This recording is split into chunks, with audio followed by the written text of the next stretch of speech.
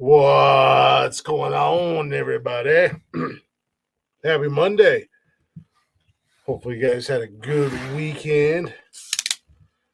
Go ahead and crack this bad boy. Get that official. Yeah, that hit the spot.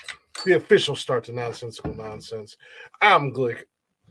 As always, Tony D might be here a little bit late. What's going on, Amanda? Chattersbox already waking up. We see you. What's going on? Tony D might be a little bit late. He had dad duties, so he'll be coming in here momentarily. I got a little bit of a late start myself. I was trying to get me a little something to eat and get some music uploaded, as promised, from Saturday night. So y'all think I'm gonna forget about it, but I didn't. Hi, Hughes. What you need? But I didn't, and I got the music that was requested Saturday night. It just took me a minute to find it. But if you're not already, go ahead and check us out on Spotify and wherever you listen to podcasts. I guess I'm just gonna fuck this all up right off the bat. Uh, Facebook, Instagram, Twitter, and TikTok. You can also hang out with us live Monday, Wednesdays, and Saturdays, around 6-ish, if you will, on YouTube and Twitch. You can get in the chatters box and shoot the shit with us, which is always fun when we get you guys involved. And if you can't join us live, like I said earlier, go ahead and check us out on Spotify and everywhere you listen to podcasts at.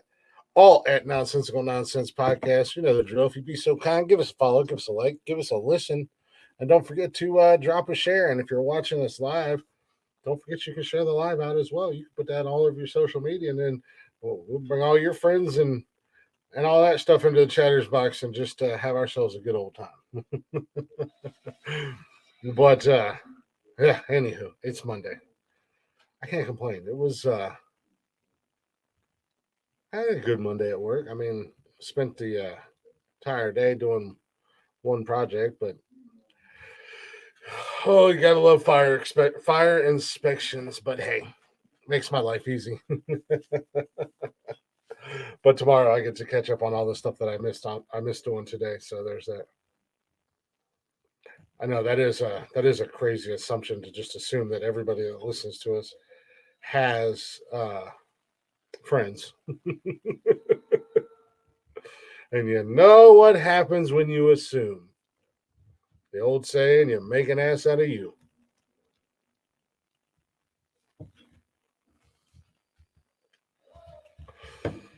While I got a few minutes and I could spit all this out uninterrupted. Speaking to you, Jeffrey. Shout out to all our friends in the podcasting world. Sunday Night Smoke podcast on YouTube. He does his show obviously on Sunday nights. Go show him some love. He got Ted Hicks doing his late night parenting here on YouTube. Mr. B, he's got your MMA and boxing news and some sports and stuff like that. He's kind of all over the place, but kind of a little bit of at least out of most of the people I know, I'll go ahead and call him an expert in the MMA and boxing world. He definitely knows his shit. And last but not least, if y'all want to get up bright and early in the morning, grab you a cup of coffee and do some chit chatting with our friend Fireman Rich. He's over here on YouTube as well and on Twitch. He's up Monday, Wednesday, and Friday, I believe. On Twitch, and then he throws the replay up on YouTube. Go check him out. Go show those guys some love. They're part of the extended group of people we have. I see Tony's here. Are you good before I bring you up? Okay. It looks like he's going through it. I've had a headache all day. I was going to tell you I'm not coming, but I said, I was going to say, it looked like you were going through it. I was like, hey, let me double check. Let me get the thumbs up before I bring him up here. What's up, Amanda? I'm hurt. What's going on, man? I'm hurt. I had a headache all day. It does not feel good. This does not feel good. It's all them extra hours you be working. It feels like the pollen. It does feel like that, but I don't know. This hurts. You're getting too old for that nonsense.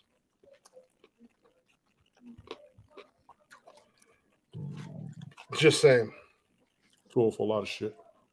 Thank you later. Hopefully you got something for that there headache. I do. I didn't even go to work today. I'm asleep half of the day. And she called me sick in the morning. She's like, yeah, I've been hurting. That's what I'm saying. Headache and then my shoulders and everything. And exactly, man. That's what everybody's thinking.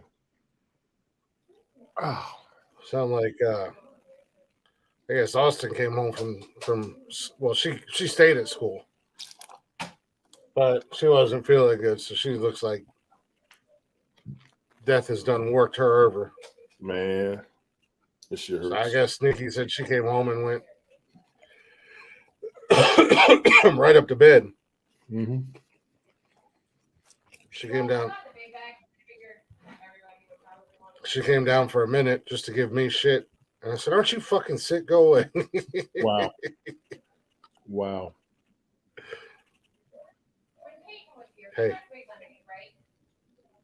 I got snow love, Tony D. You're showing it.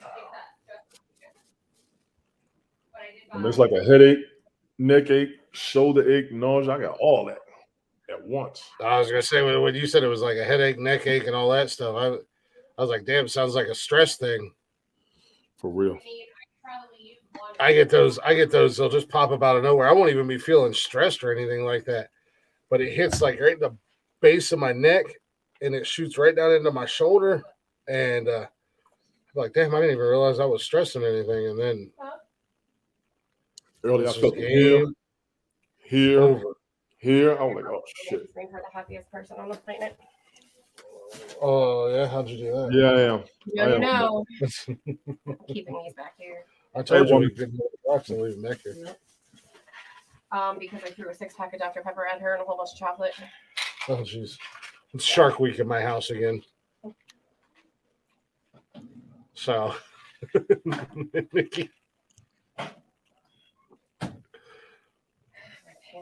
gonna let you swim. Hi, Tony. Hey, I said hey to you earlier. I know you didn't hear me. How you? Oh, no, I did not. He's dying. Why? These ones are the tattoos. Oh, Jesus Christ. What you say? What the fuck you say? What you say? What? What'd you say? I didn't say nothing.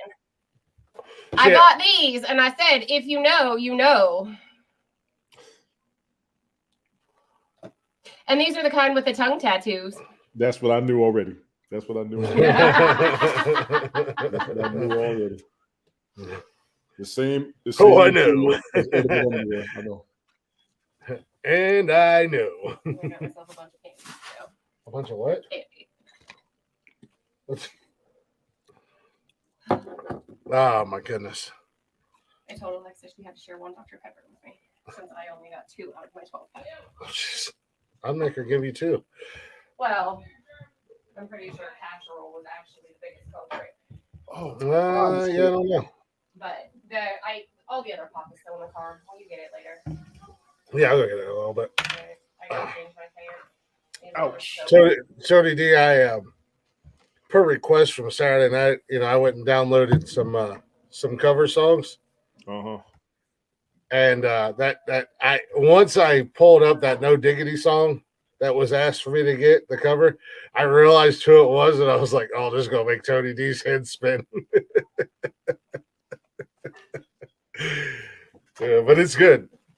Unbelievable. But it's gonna make your head spin.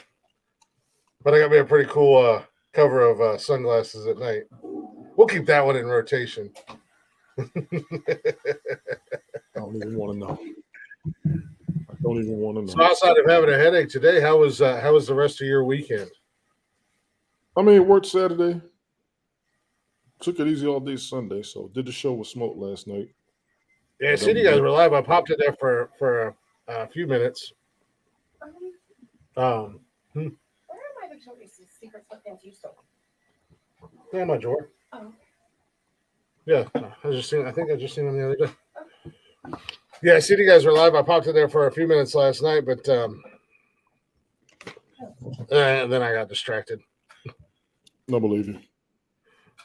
No, I didn't. I was working on this stuff. I got a little bit behind last week, so I had to work on show stuff, and then I was working on other stuff. So I was like listening, but I couldn't really comment because I would lose my train of thought. Right. So just kind of had it on in the background. And then I had it on while I was playing a little Call of Duty before Nikki got home. Right. Yeah, I was a lazy sack of shit yesterday, man. I laid around and watched Justified all day. I think I got up around like 12:30ish. Right. Nonsensical nonsense and domestically disturbance. Oh Yes. yeah, quite a few people. Why do you feel bad for Click? Or almost feel bad for me. Anywho, Excuse me. don't feel bad for me. I'm a girl dad. I got two girls. I'm used to it. I grew up with four sisters. That shit don't even faze me. That's why I just laugh at them and make fun of them the whole time. We call them shark bait. They're gonna throw your ass out to keep up. See how Ain't tough you worried. are. I grew up in a house. Just because I'm outnumbered again doesn't mean nothing. That's the story of my life. I've always been outnumbered. I'm still here. I'm still alive, kicking. I drink more than I used to, but well, Damn. is there ever a used to with me? No. Shark bait. Ooh-ha-ha.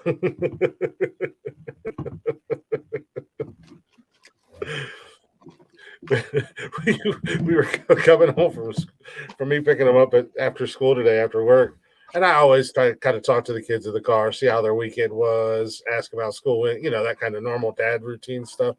Mm-hmm. And Buggy typically sits up front, so I generally I torment her a little bit. So I was like poking her on the leg, and she's like, "Don't touch me," and I was like, "Why?" She's like, "I'm on my period. I'm not in the mood for you." It's just like, you can ride in the backpack if you want. Leave him alone that week.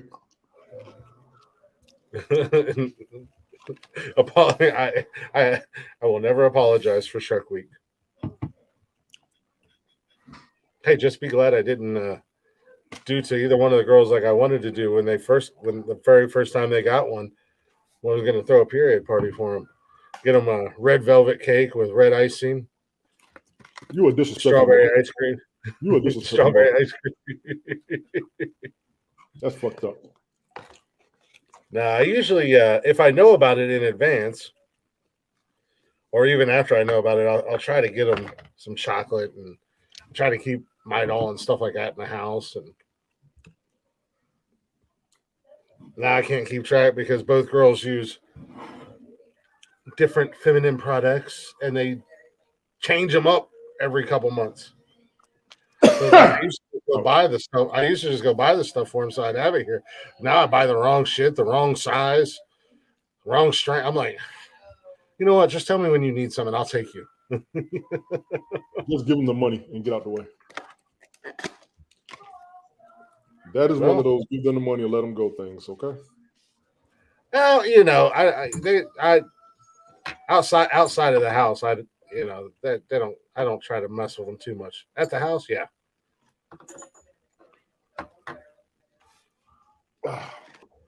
I am a serious. That's what Nikki said. I remember what it was like. She doesn't have to worry about that stuff anymore. But I know she's counting the blessings too. What's that? I know she's counting the blessings. I don't know too many women. She said, "What an ass." You're right, Amanda. He is an ass to his own daughters. Not an ass. I'm a dad. Red velvet cake, really? Yeah, red velvet cake, red icing, strawberry ice cream. They're gonna buy you a football tomorrow. Let's go outside and practice. Let's show you what it feels like. You know those little Debbie strawberry rolls. Get some red gushers.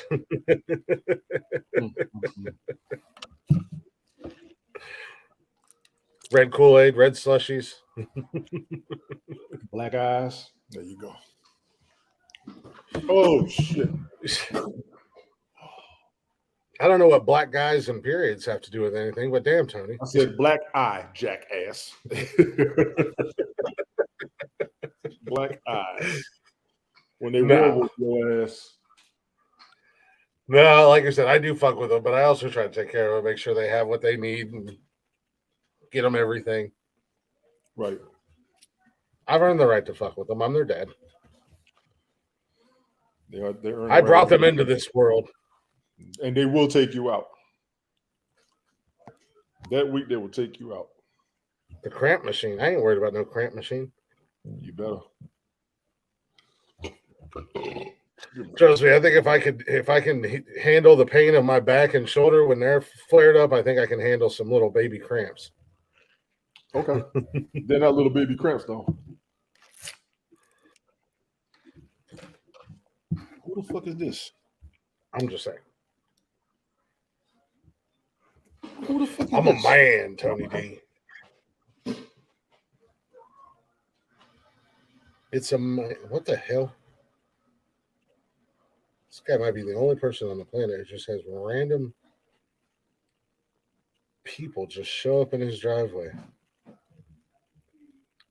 Oh, I was thumbing through the news like I normally do, and I've been inundated with this whole Bud Light thing and all this shit going on with Bud Light.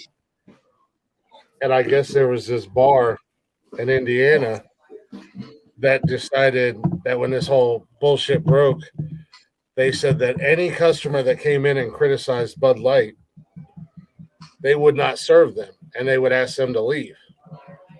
Uh-huh. Well, flash forward a couple weeks later, they don't have no more customers. They're back on social media, but this time they're singing a different story and they're begging people to come back to the bar. The owner released a statement on their Facebook page that said, "We'd like to apologize for our previous comments. We don't want it to make it sound like people aren't allowed to have their opinion. We just don't want people being rude and nasty and da-da-da-da-da. We encourage people having a difference of opinions when they come into our bar." Is it on? Yeah. It won't turn on, but I know it's not dead. Have you ever done Man's Club? Huh? Have you ever No, I didn't because I had that one working. It might be dead, buddy. I'll have to get it plugged back in. Yeah, it might be dead. It dies if you don't. Even if you're not playing on it, it still dies. So we'll have to get it plugged back in. But I was reading that article earlier and I was just laughing. I'm like, why? Why continue? You see the backlash that's happening. You see what people are doing. Why risk your business over some dumb shit? All you have to do is just buy more beer in a certain brand other than Bud Light because it's still, you go into gas stations and grocery stores and shit like that, like around here. Dude, Budweiser and Anheuser-Busch products is always stocked to the gill. Well, Bud Light is the easiest thing to buy and sell. Coors Light and Miller Light. But who's cheaper? It's like, cheapest, right? Oh God, Coors Light and Budweiser and Bud Light are around the same price. I think Miller Lite's just a little bit cheaper, but not much. But before I could go into a Kroger's on a I'd go into Kroger's to buy beer, and it would be slim pickings with Bud Light or Budweiser. Right. Now it's stock. I'm like, damn. But Budweiser and Bud Light, they the ones you're gonna find those beers everywhere. You are. That's why.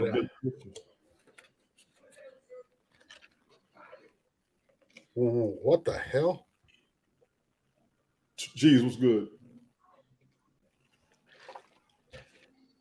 An article that a Thai dice. I don't know what Thai dice is. Is that like craps? I have no idea. Casino.org. I found the big bag. I'm so excited.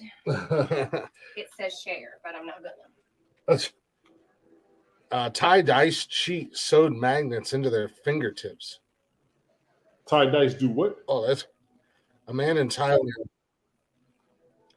He was I guess, whatever tie dice is, it's some kind of uh, uh, casino game. Uh-huh. But he sewed magnets into his fingertips.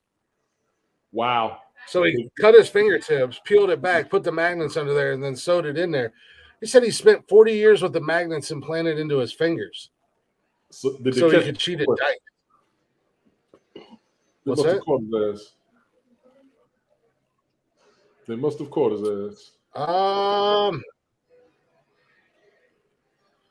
No, he went to the doctor to have him removed because he had to take a flight and was worried they'd set off the security alarm. Wow. So nobody caught him. So it's called Sick Bow is the name of the game. Right, Chiefs? You only live once. YOLO. But he's had him in there for 40 years. Chinese origin played with 3 dice. Players place their bets on areas of the table that are divided into sections, each denoting a possible outcome of the dice roll, such as whether the total will be between 1 or 11, 11, 18. I don't know how the dice or how the magnets. The idea of using magnets to cheat at gambling is nothing new. Back when slot machines were mechanical, made of metal. Yes. Oh. Yeah. They used to use the magnets. Craps originated in Europe. They put the magnet up to the video bingo machine and try to slow the slots down so they can get the big jackpot. Yeah. Yeah. So I said it can be used to manipulate the slots. Huh. If they catch your 40 ass, years he had to. They're gonna derail like 21. Put your hand on the table and beat it with a sledgehammer. I keep telling folks, I don't worry about it. What's the rules? All right, y'all scoot over. Casinos love me. And as I say, laws and stuff like that in Thailand are a lot different than they are over here. Mm-hmm. They might have chopped his hands. Hurts. Jesus Christ. I'm going to bed earlier than that. This shit hurts. I was laying on the floor trying to stretch my back out all morning. I lean to one side, then I lean to the other. I'm like, okay, this is painful. The hell you done did something to yourself. All that tweaked yourself or some shit. Dude, I've been working as a mechanic pretty hard for the past 11 and a half years. Mm-hmm. To me. That's what it is, catching up to me.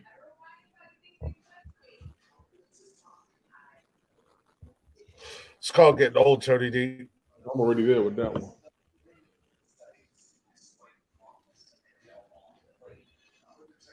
Actually, you are pushing like 83. Fuck, I'm still pushing in women. Leave me alone.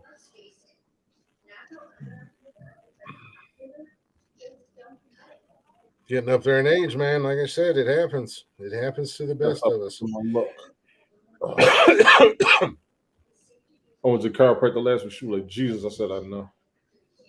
I've been going. Yeah, you know what? I hate to see what a chiropractor says the first time I go to one because I've been meaning to go one. You need to go. You got to go twice a week for a month straight to see the results. Honestly. They're gonna have me all kinds of fucking pretzeled up and shit. Yes, they are.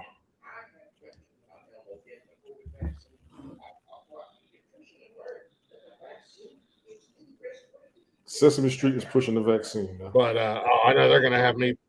I know they're gonna have me popping and cracking all over the place. Oh yeah, it's therapeutic as hell. Don't get me wrong.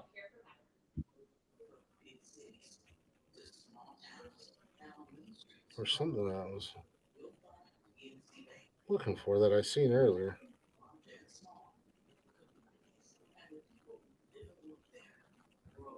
And I can't find it. What the hell? I knew I should have saved that shit. The fuck? Doing a bridge replacement that's supposed to take the next 2 fucking years? Where?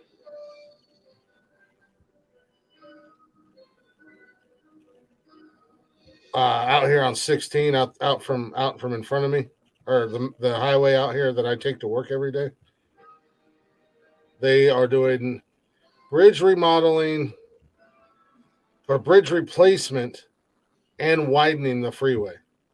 Mm-hmm. Yeah, that's all they need to do, because as if motherfuckers don't already drive down that bitch like it's the Autobahn. Excuse me. They drive ridiculous already.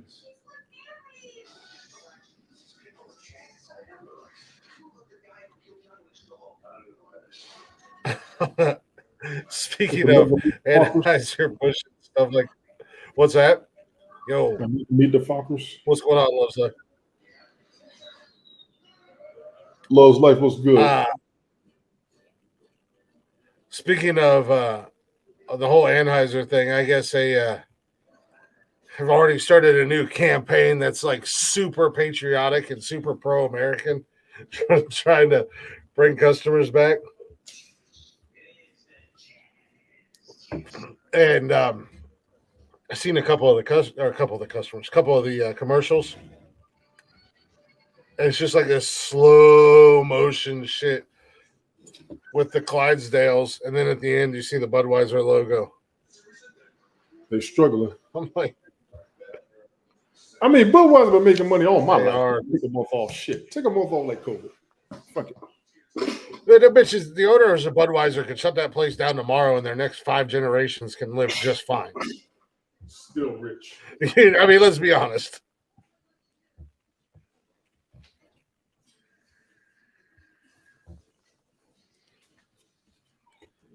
What the hell? I can't believe I lost that freaking article. It was about the new Guardians movie that comes out this weekend. Yeah. I'm probably gonna take Jason this weekend to see it.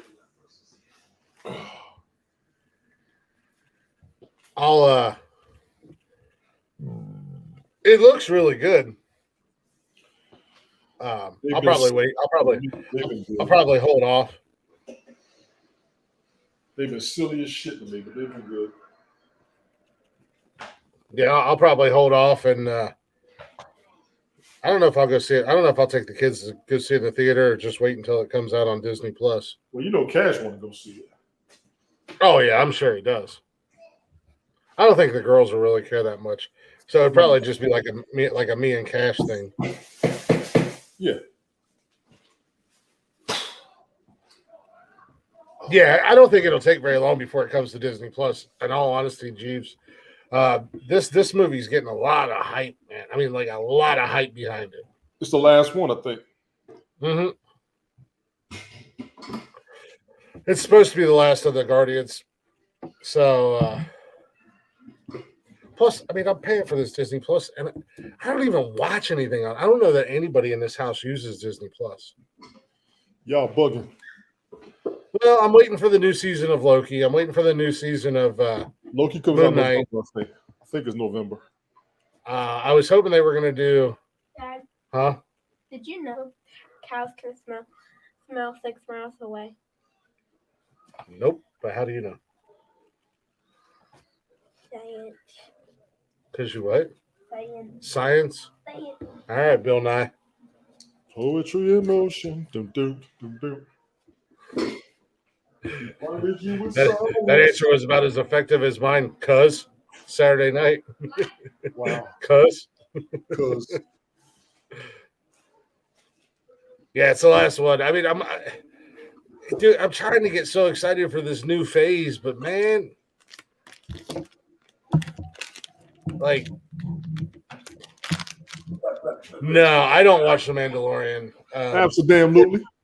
Tony does. I watch all of them. Well, and what I'm really waiting for, anxiously waiting for, is the Marvel Zombies.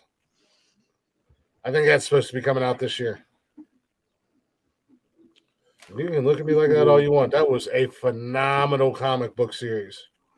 the Secret Wars, the Secret Invasion, the Kang Dynasty, and all that. They're working on all that mess. Mm-hmm.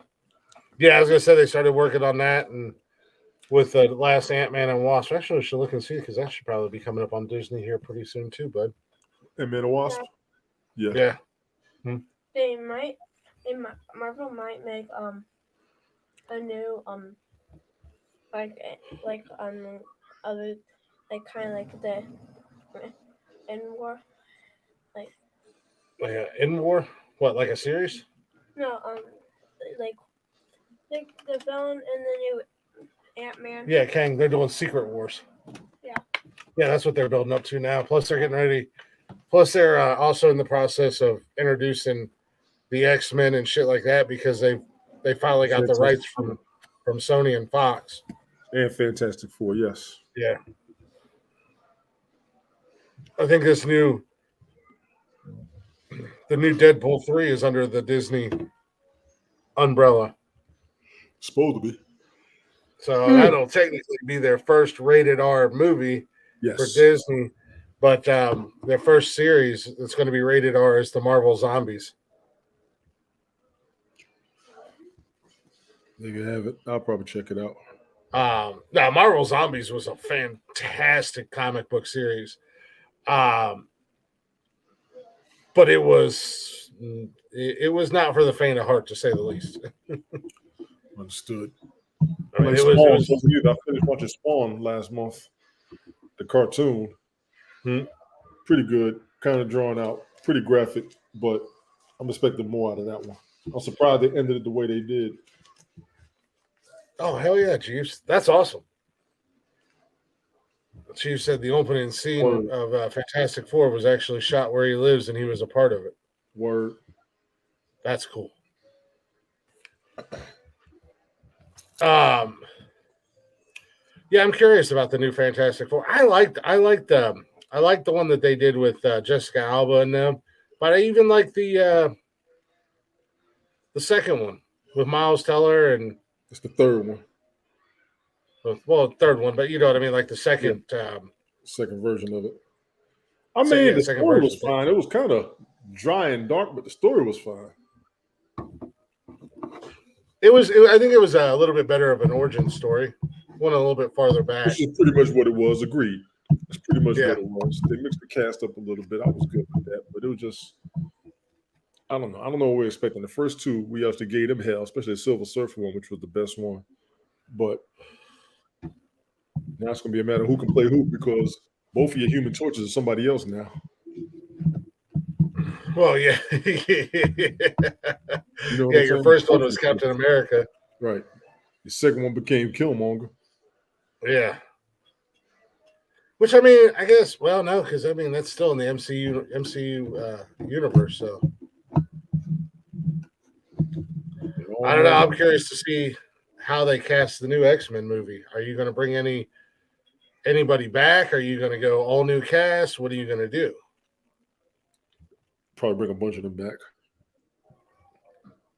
You know, plus you got to remember those X-Men movies that had like Hugh Jackman and shit in them, and they're all old as hell now. All those actors. Yeah, that's why they got that new generation of X-Men. Mm-hmm. So, but they're supposed to be introducing them, and I guess we're supposed to get a whole bunch introduced in this new Deadpool movie, which will be cool because I just want a Deadpool Spider-Man movie. God damn it!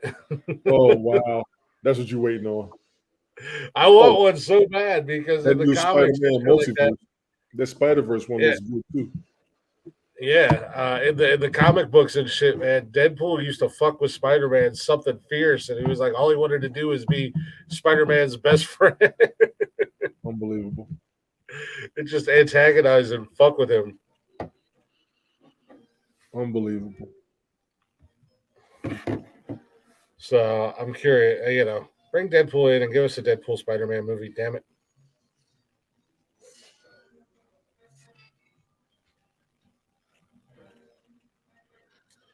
Just give the people what they want. They've been trying to. They need to fix these Transformers up too. I'm on their ass about that. Don't they have Beast Wars or some shit coming out? Yeah, but dang, what the hell we looking for? Where are the Generation 1 Transformers? We need that answer. They're not bringing a bunch of Transformers out that ain't nobody ever heard of. Motherfucker, the originals we all heard of.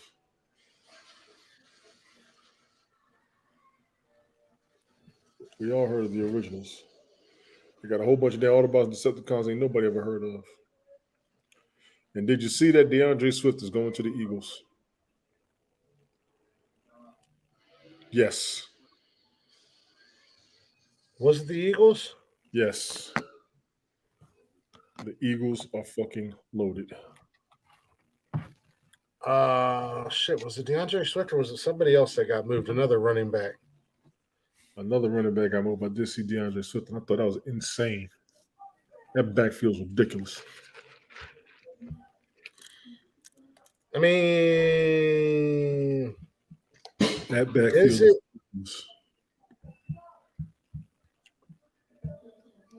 Is it ridiculous? Because they've had some issues staying healthy. Well, now they got enough backups on every position. I was just saying, are they just adding? Now, don't get me wrong. I like DeAndre Swift. I think I like DeAndre more than I like anybody else that they got on that roster. The Eagles? Yeah. Shit. Let's see here. Give me this. Yeah, dude. Their running backs, I mean, they don't have Miles Sanders anymore. Rashad They have Penny. Rashad Penny, Kennedy Kenneth Brooks, Gainwell, and Trey Sermon. Boston Scott. Trey Sermon. They don't have Boston Scott anymore. They're showing it right now. I'm looking at their roster. I'm looking at the current roster, and it's showing DeAndre Swift, Rashad Penny, Kenneth Gainwell, and Trey Sermon, Kennedy Brooks, DeAndre Torrey. It's not showing Boston Scott. It's not showing Miles Sanders. Let me go to this. Shit, what was his? Oh no, never mind. I'm thinking of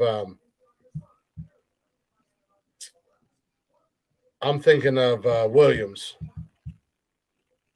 Jamal Williams went to New Orleans after he killed it last year for the Lions. Let's see what we got here. What's chick? Chief said this chick died doing a stunt in the second movie of Deadpool. Yeah, I don't know. I don't know that story. Where is Miles Sanders at now? He went to was he the one who went to Carolina? Oh yeah, that's right. He's in Carolina now. That's right, because Gainwell and Penny haven't had breakout seasons yet. And then you're going to add DeAndre Swift. That's a sick backfield. It still has Boston Scott. Yeah, on the roster in Philly, but it's not showing him on the roster when I looked it up. Excuse me. They, man, please. I mean, he was fucking weak sauce last year. He doesn't get the ball enough. He only played in 3 fucking games. Well, even the season before, he wasn't getting the ball enough. That's why I know he's going to break out. He's got to have a breakout season sooner or later. He's got to. No, I'm sorry. He played in 15 games. I'm sorry. I read that. Wait a minute. Hold on. I didn't see it. Geez, I know he's fighting everything with Parkinson's. That new Back to the Future, I'm waiting on that too. Yeah, Michael J. Fox said basically that Parkinson's. That's something I wanted to talk about, and I thought I had. That's one of the other. I thought I had that saved, and I couldn't find it. He said that. Oh shit! Where's that interview at? I think I saw it last week. I'm trying to fight this head. Y'all gotta forgive me. I am struggling. Yeah, he came out today in People magazine, I guess Michael J. Fox. You don't. He said you don't die from Parkinson's. You die with Parkinson's. I'm not going to be 80. The 61-year-old actor said on CBS Sunday Morning. So yesterday, Michael J. Fox is keeping his spirits high despite each day getting harder and harder while living with Parkinson's disease. In a recent interview with Jane Pauley on CBS Sunday Morning, the 61-year-old actor who was diagnosed with the disease all the way back in 91, dude. Yeah, he been had it. Yeah. Yeah. I mean, I knew he had it for a long time. I didn't realize that it I had think it was been, before the third Back to the Future that he had it. 32 years now. He detailed how Parkinson's, an incurable degenerative disorder of the central nervous system, is the gift that keeps on taking. I'm not going to lie, it gets harder every day. It's tougher, Fox admitted before detailing the most difficult symptoms. Falling is a big killer with Parkinson's, he explained, noting that he has suffered 2 broken arms, a broken hand, and broken bones in his face as a result of falls. It's falling and aspirating food and pneumonia, all these subtle ways that it gets you. You don't die from Parkinson's, you die with Parkinson's, and I'm not going to make it to be 80. Despite living with the disease for 30 plus years, Fox told Polly that he is focused on gratitude because of how he's been able to live with Parkinson's over time. I recognize how hard this is for people, and I recognize how hard it is for me, but I have a certain set of skills that allow me to deal with this stuff, Fox said, and I realize with gratitude, optimism is sustainable. If you can find something to be grateful for, then you can find something to look forward to, and you can carry on, he added. Well, he's always been a positive dude. You know what I'm saying? Yeah, I mean, like, well, and that's one of those things, like, about Michael J. Fox. He's always been, like, I mean, has any? Can you look back and think of like anything negative that's come out about the guy? Like, he's always been just that good Hollywood dude. He was a cool Canadian. Yeah, and he's had a good career. He was a cool Canadian, straight up.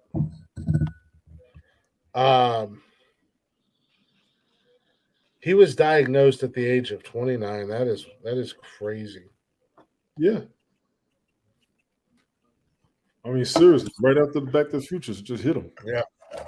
But one of the things that he has said multiple times about dealing with this and going through it and everything like that is the research that they've been able to do and he's been able to help with and everything like that since he's been dealing with it for so long.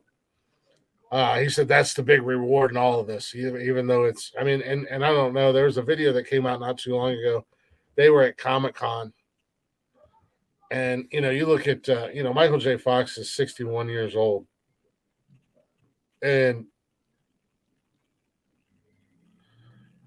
Christopher Lloyd is like 143 at this point. Stupid. But Christopher Lloyd is 84 years old. He's still he's 23 years older than Michael J. Fox. And you would have swore that it was flipped around when they were at this Comic-Con. Yeah. But Mike was upbeat, man. He was upbeat. He was in good spirits.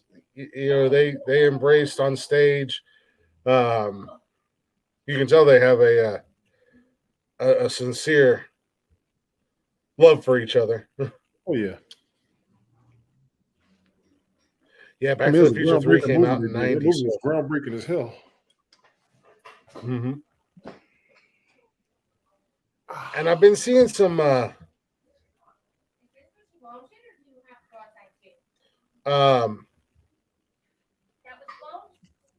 I've been seeing a lot of these videos for this new Back to the Future movie, and I really, really hope that it's real and not fan made because Michael J. Fox still has a big part in it. It's and real. He plays like, it looks like he plays like a high school teacher or a college professor or something like that. Yeah. So I'm really hoping that they can it's a new generation. Rock it out. Oh, shit. But I'll tell you what, man. that Parkinson's, same with cancer. When talks of marijuana being used medicinally, and I don't know if Michael Jackson, Michael J. Fox uses it or anything with his side effects and all the issues that come with Parkinson's. But I watched a video a few years back. I got into this debate. This has been a while back when I was on Periscope because I'm not a weed guy. I have mixed feelings about recreationally. Kind of on the fence about it being legal and not being legal. But medicinally, I'm 100% on board for the use of marijuana medicinally. I see it's to help people with seizures, epilepsy, stuff like that.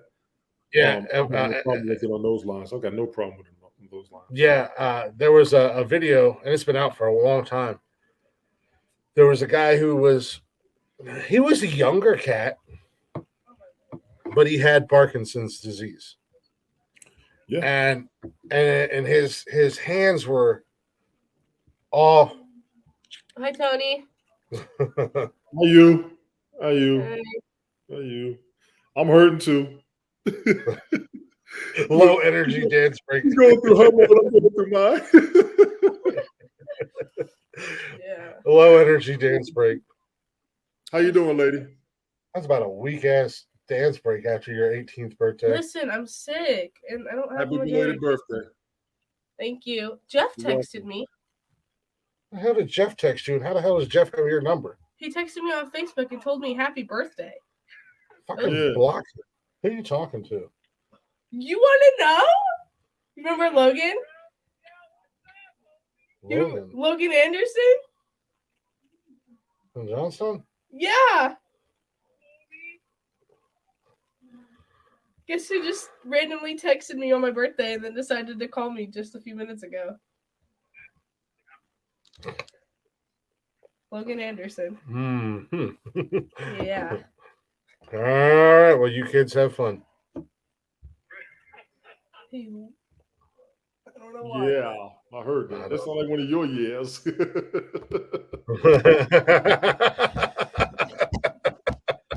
got a headache. My head hurts too much for this shit. You know where that way. You know where that one goes. My head hurts. Ouch. That's beautiful. That's adorable. Somebody screenshot this, please. We're gonna hashtag it Glick properly punked. Damn right. Properly punked. That's right. Hashtag girl dad, bitch. Damn Get right. on my level. Damn right. That's right. Fuck all y'all. Did you take some more medicine since you've been home? I took medicine as soon as I got home. I haven't taken any since I've been home, but I took stuff this morning, and then I took stuff at noon, and then I took Dayquil when I got home. You could probably go ahead and take some now, and then a few hours before you go to bed, you can take some NyQuil. So more Dayquil? Yeah. Okay. Anywho, yeah. Yeah. People with ADHD. No, you.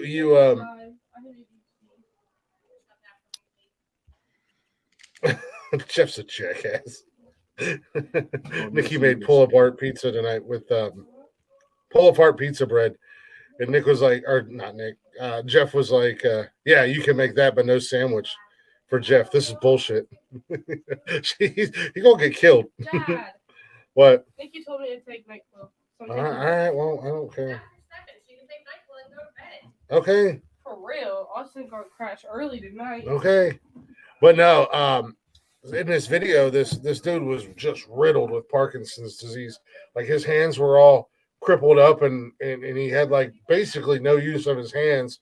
And he was just shaking like a leaf on a tree, man. Ears. Uh-oh.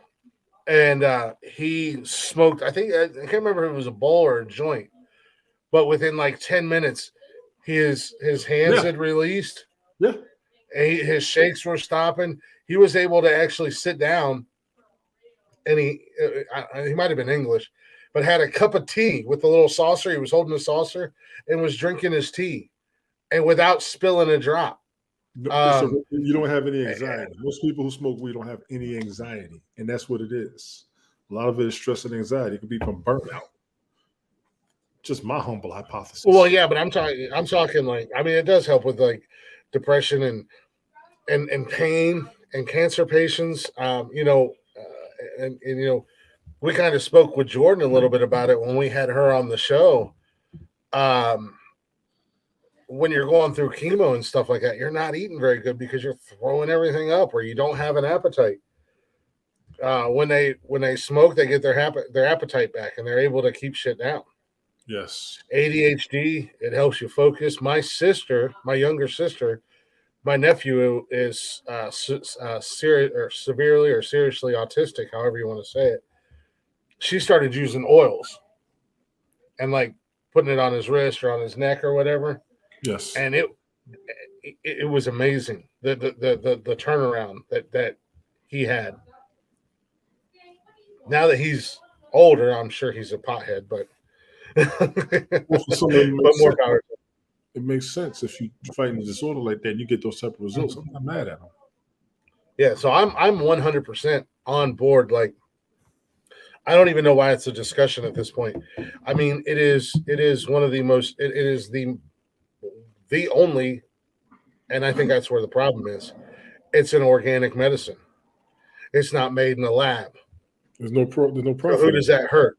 Who does that hurt? Big pharma. Mm-hmm. Big pharma.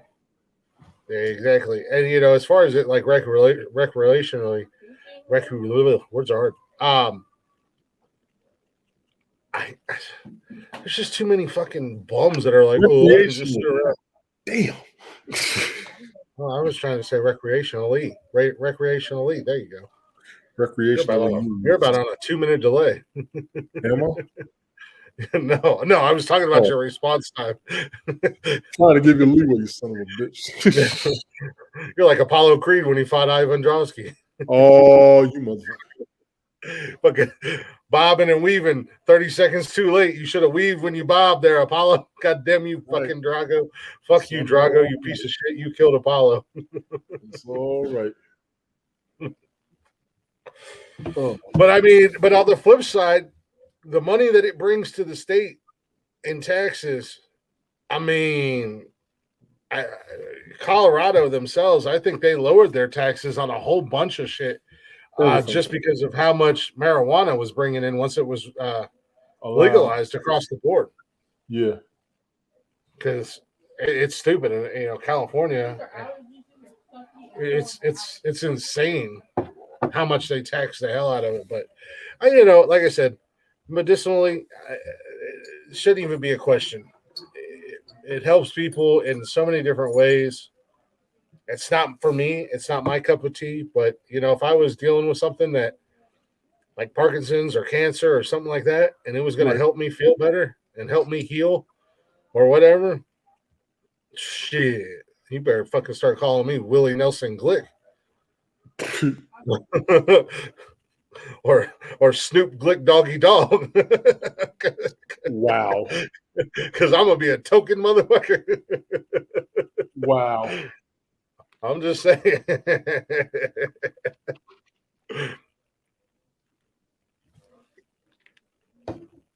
But yeah, no, that's wild. You know, it's so funny in life. You know, speaking on this like Michael J. Fox thing, you see these absolute shitbags of humans that just, it's like, geez, you ain't lying. I'm like a 7-Eleven. 24/7, 24, 365, boy. Just, and then you see people like fucking Michael J. Fox, man, who has just been such a cool cat his whole life and his whole career, and just get completely bitch slapped by life. It's wild. It is wild. You ain't wrong, Jeeves. Bitch slapped by birth, huh? Shit. You just hook me up to one of those fighter pilot masks and just give me a continuous burning tank that I can wheel around. You know how people got oxygen tanks? I'm gonna roll around with a weed tank. You stupid. Fuck right.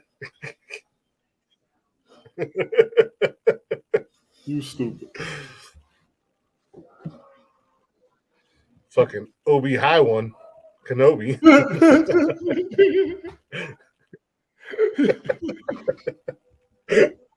I gotta do my Kwame koala laugh.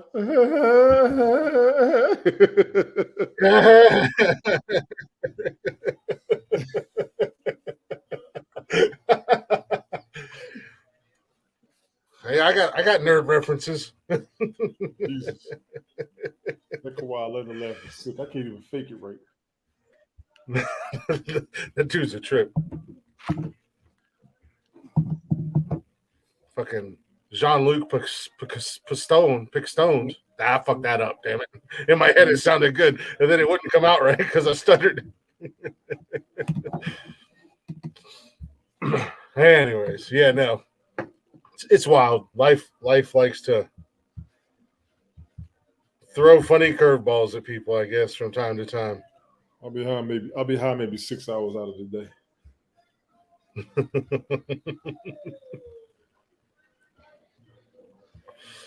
Yeah, I'm just gonna be fucking wrecked. Damn, that was fast.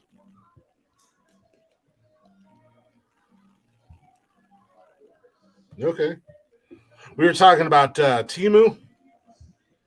Yes. That new app that's kind of like Wish. Yes. I ordered a whole bunch of stuff off there just to try it. Plus, you can do like Klarna Pay and Afterpay and all that. So you instead of paying it all at once, you just make 4 payments. Mm-hmm.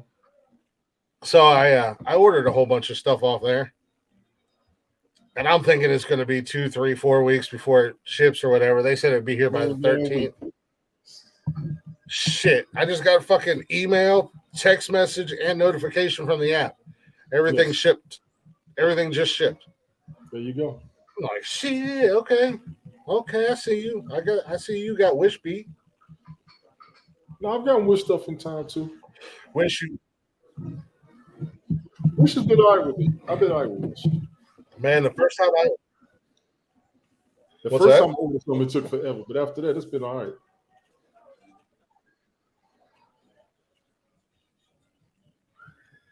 Life is like a box of chocolate. You never know what you're gonna get.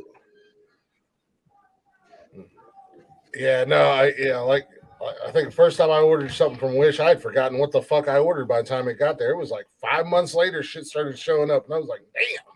Yeah. And then it was coming in for a month and a half. I had ordered so much crap. Right. Life is absolutely like a box of chocolate. There's Jeeves. You never know what you're going to get. Never know. In the words of the great Forrest Gump Sr., ping pong world champion, shrimp boat El Capitano, Stop it.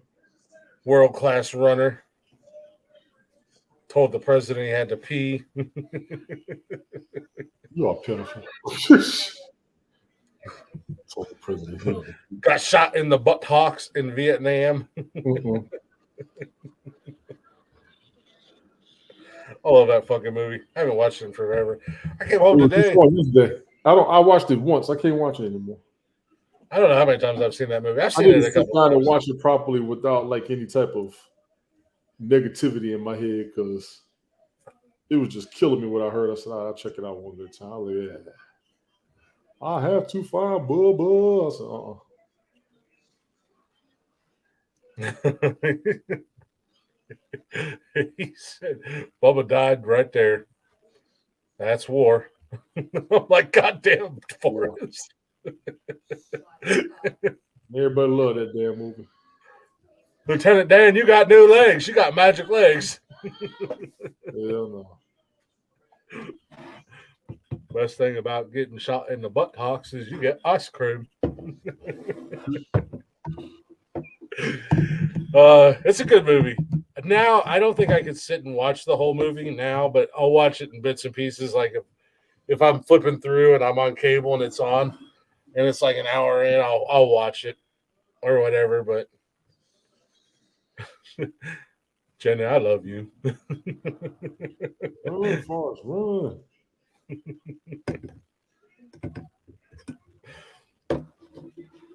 Boy, your mama must sure do care about them grades. Mm-mm.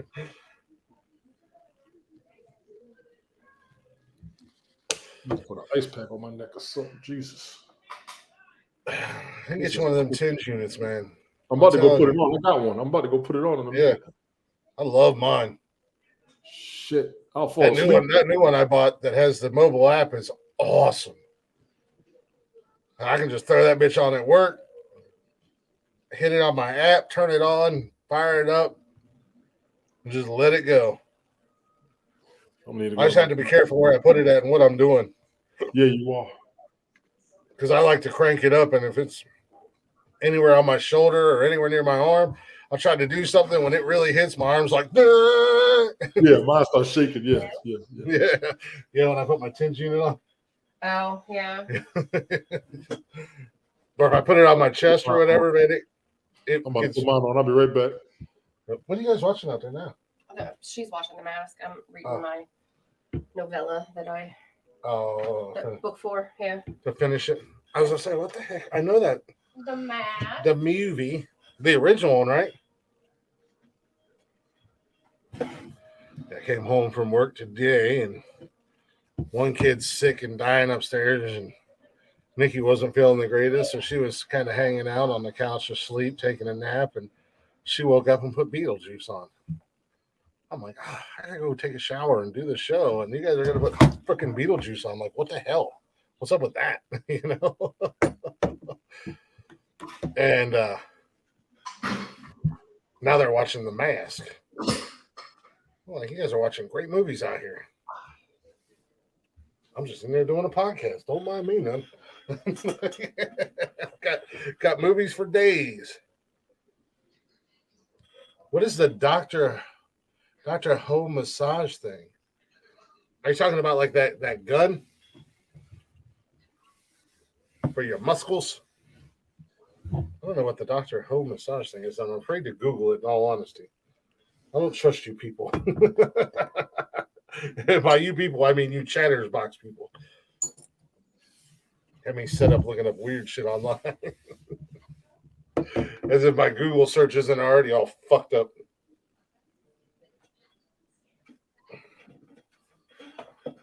I'm going to look up Dr. Ho massage thing and wind up getting me an address to a rub and tug parlor. Oh, the pad.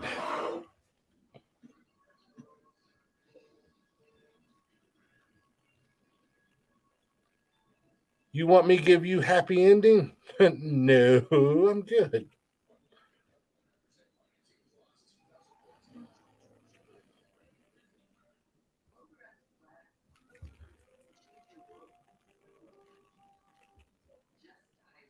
Oh yeah, okay, yeah. It's that's yeah, the tens unit. Yep. Is that what you got? It like does the like electro the electrotherapy, the pulsating electrotherapy things. I just looked it up.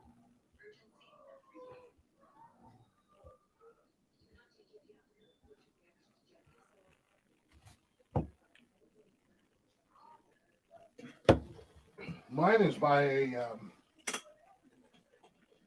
Now I used to have an older one back in the day. Scoop. Ah, Scoop. Yeah, that's what. Mine's by a fitness company, Fit RX. But I don't know where my pads are. They're probably on my dresser. But it comes with this little disc that just snaps onto the, and I've got two different sizes. I've got two that are smaller, or four, I guess, and then I have four of the larger pads. You just snap that on the back of them, turn that disc on, and you download an app onto your phone, and it's got like 10 different settings, 10 different types of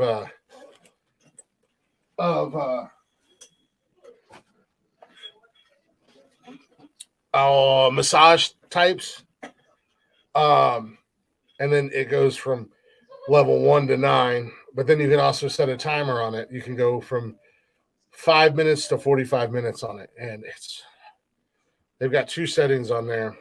They've got the traditional massage setting, and then they've got the acupuncture one, and they are fucking amazing. Just but that acupuncture one, when you crank it all the way up, when it hits, like I can put it on my chest and it tenses everything. I mean, my chest, my shoulders, everything just. Oh, but it feels so good. Actually, I just want to put it on now, just to put it on. It's such an amazing device. My old one was super old. It was super small. I bought it years ago.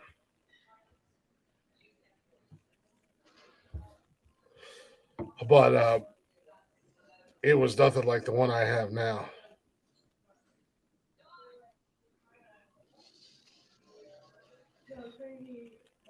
But I do love it. I do. It is awesome. And they're not, and ladies and gentlemen, if you've got joint pain, shoulder pain, muscle pain, neck pain, whatever, arm pain, even just like I'll use it after working out. Because anybody who knows when you work out, sometimes like your muscles get sore, you know what I mean? And you put it on your arms or wherever, your stomach, and just set it on like a low setting and just kind of let it massage out that soreness. And it's great. It's amazing. It's a gift from God.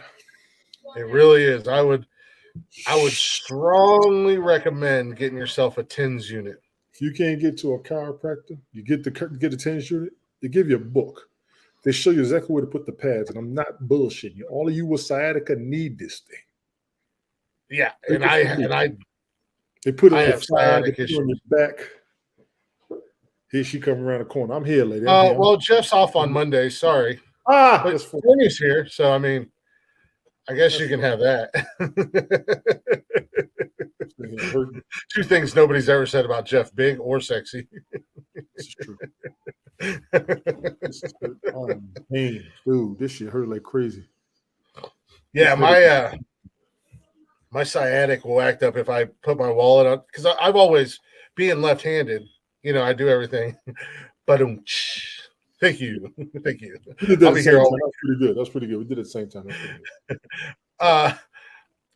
But being left-handed, I do everything backwards. So I've always had my wallet on my left. That explains a lot, you son of a bitch. Yeah, well, I've always had my wallet in my left back pocket. If I put it in there and I sit down for more than 5 minutes, dude, that sciatic. So now I've had to, over the last couple of years, I've had to get used to wearing it on my right side. But even still, I still from time to time reach, for my wallet, and I was like, wait, I serve on the other side. But that TENS unit. Gotcha. Yeah, well, reach around. You know what's up. You know about to reach around, Tony D. Don't act like you ain't. No. Well, see, that's why the Machuchis always get mad. You're not kind enough to give them a reach around. But you put that in the right spot where either the book or however you look, and oh man, it's money every time. I'll put it on and I'll lay in bed and just yeah. Mercy. I'm here. Hello, we got G's, we got Nursey, we got Stranger Danger. Nursey's here. Yeah, we got Amanda. Where did Mikola's life at? Yeah, we got people in here. How y'all doing, man? Y'all gotta forgive me. I'm not 100%. I'm so serious.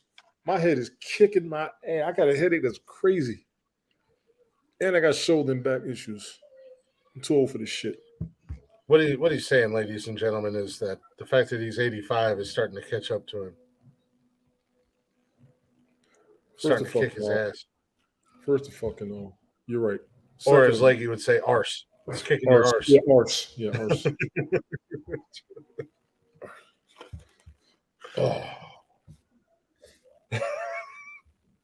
You gonna make it, old man? We can start looking at homes to put you in.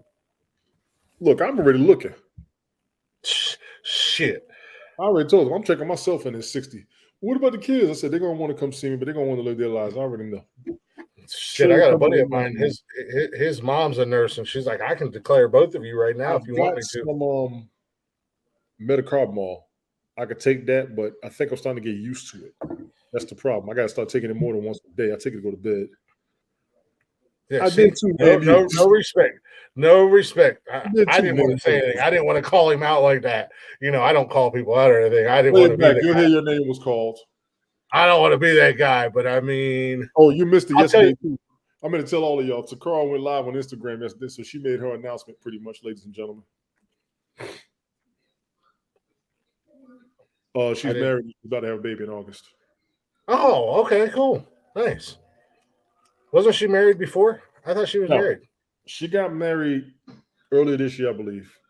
Oh, I thought she was married back when we were doing Uno and shit. Is this her first baby? No. Oh, okay. I thought she had kids. Yeah, she got a daughter already. She got a 13-year-old daughter. 13, and she's starting all over. A lot of people ask about it, and I always tell her, I said, people looking for you. People looking for you. Get your ass up there. So she finally went on her first Instagram live. I was in the bed and Helen messaged me. She's alive. I was like, huh? Let me put this on. I said, oh, okay, yeah. So she made a big announcement. So good. Now I can talk. Oh, that's awesome. Listen, I wasn't going to say nothing until she did. I wasn't going to say shit. That's awesome. Because I found out about 2 months ago, and I went crazy on this. I was acting up so hard. I said, you ain't telling me nothing. You ain't telling me. She said, you ain't no hell no. I ain't know. You disappeared off that app. You disappeared off this one. And then you pop back up. I see your old boy. I'm like, okay, yeah, she got somebody. I ain't no problem. I ain't no trip. And then she was like, she told me she was pregnant. I'm like, baby, you pregnant. They said she was married. I'm married to who? And dude sitting right there, I never knew because he was on the app too. He would always be there when we was on the app. And I was like, oh, hell no. I got mad. She didn't tell me I ain't going to front. But I picked up for like 3 days. It was hilarious. Well, that's why I thought she was already married because I knew that she had a guy. I don't know how long she knew him. I just know they got married. When she told me she was married, like, oh shit, she was expecting. I think it's in August. The baby's due in August. So big ups to her. I know a lot of people are asking about it, but she is doing fine. She's been doing fine. That shit was hilarious. Yeah, totally. You gotta, for fuck's sakes, put all her business out there. No, when she was on Instagram Live, we'll see. And like I said, I didn't say nothing. I haven't said nothing for the past 2-3 months. I really haven't. I wasn't going to. Because you asked me, did you spill the tea yet? I said, no, that's your job. That's your place. Yeah, no, that's awesome. Congratulations to both of them. That's awesome. Of course, I wouldn't be starting all over again if I already had a 13-year-old. Dude, my son had just turned 13 when Jason.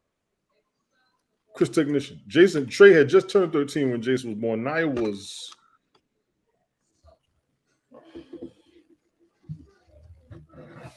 14, I think. Yeah. As I say, yeah, Austin was 8 when Cash was born. Buggy was 4.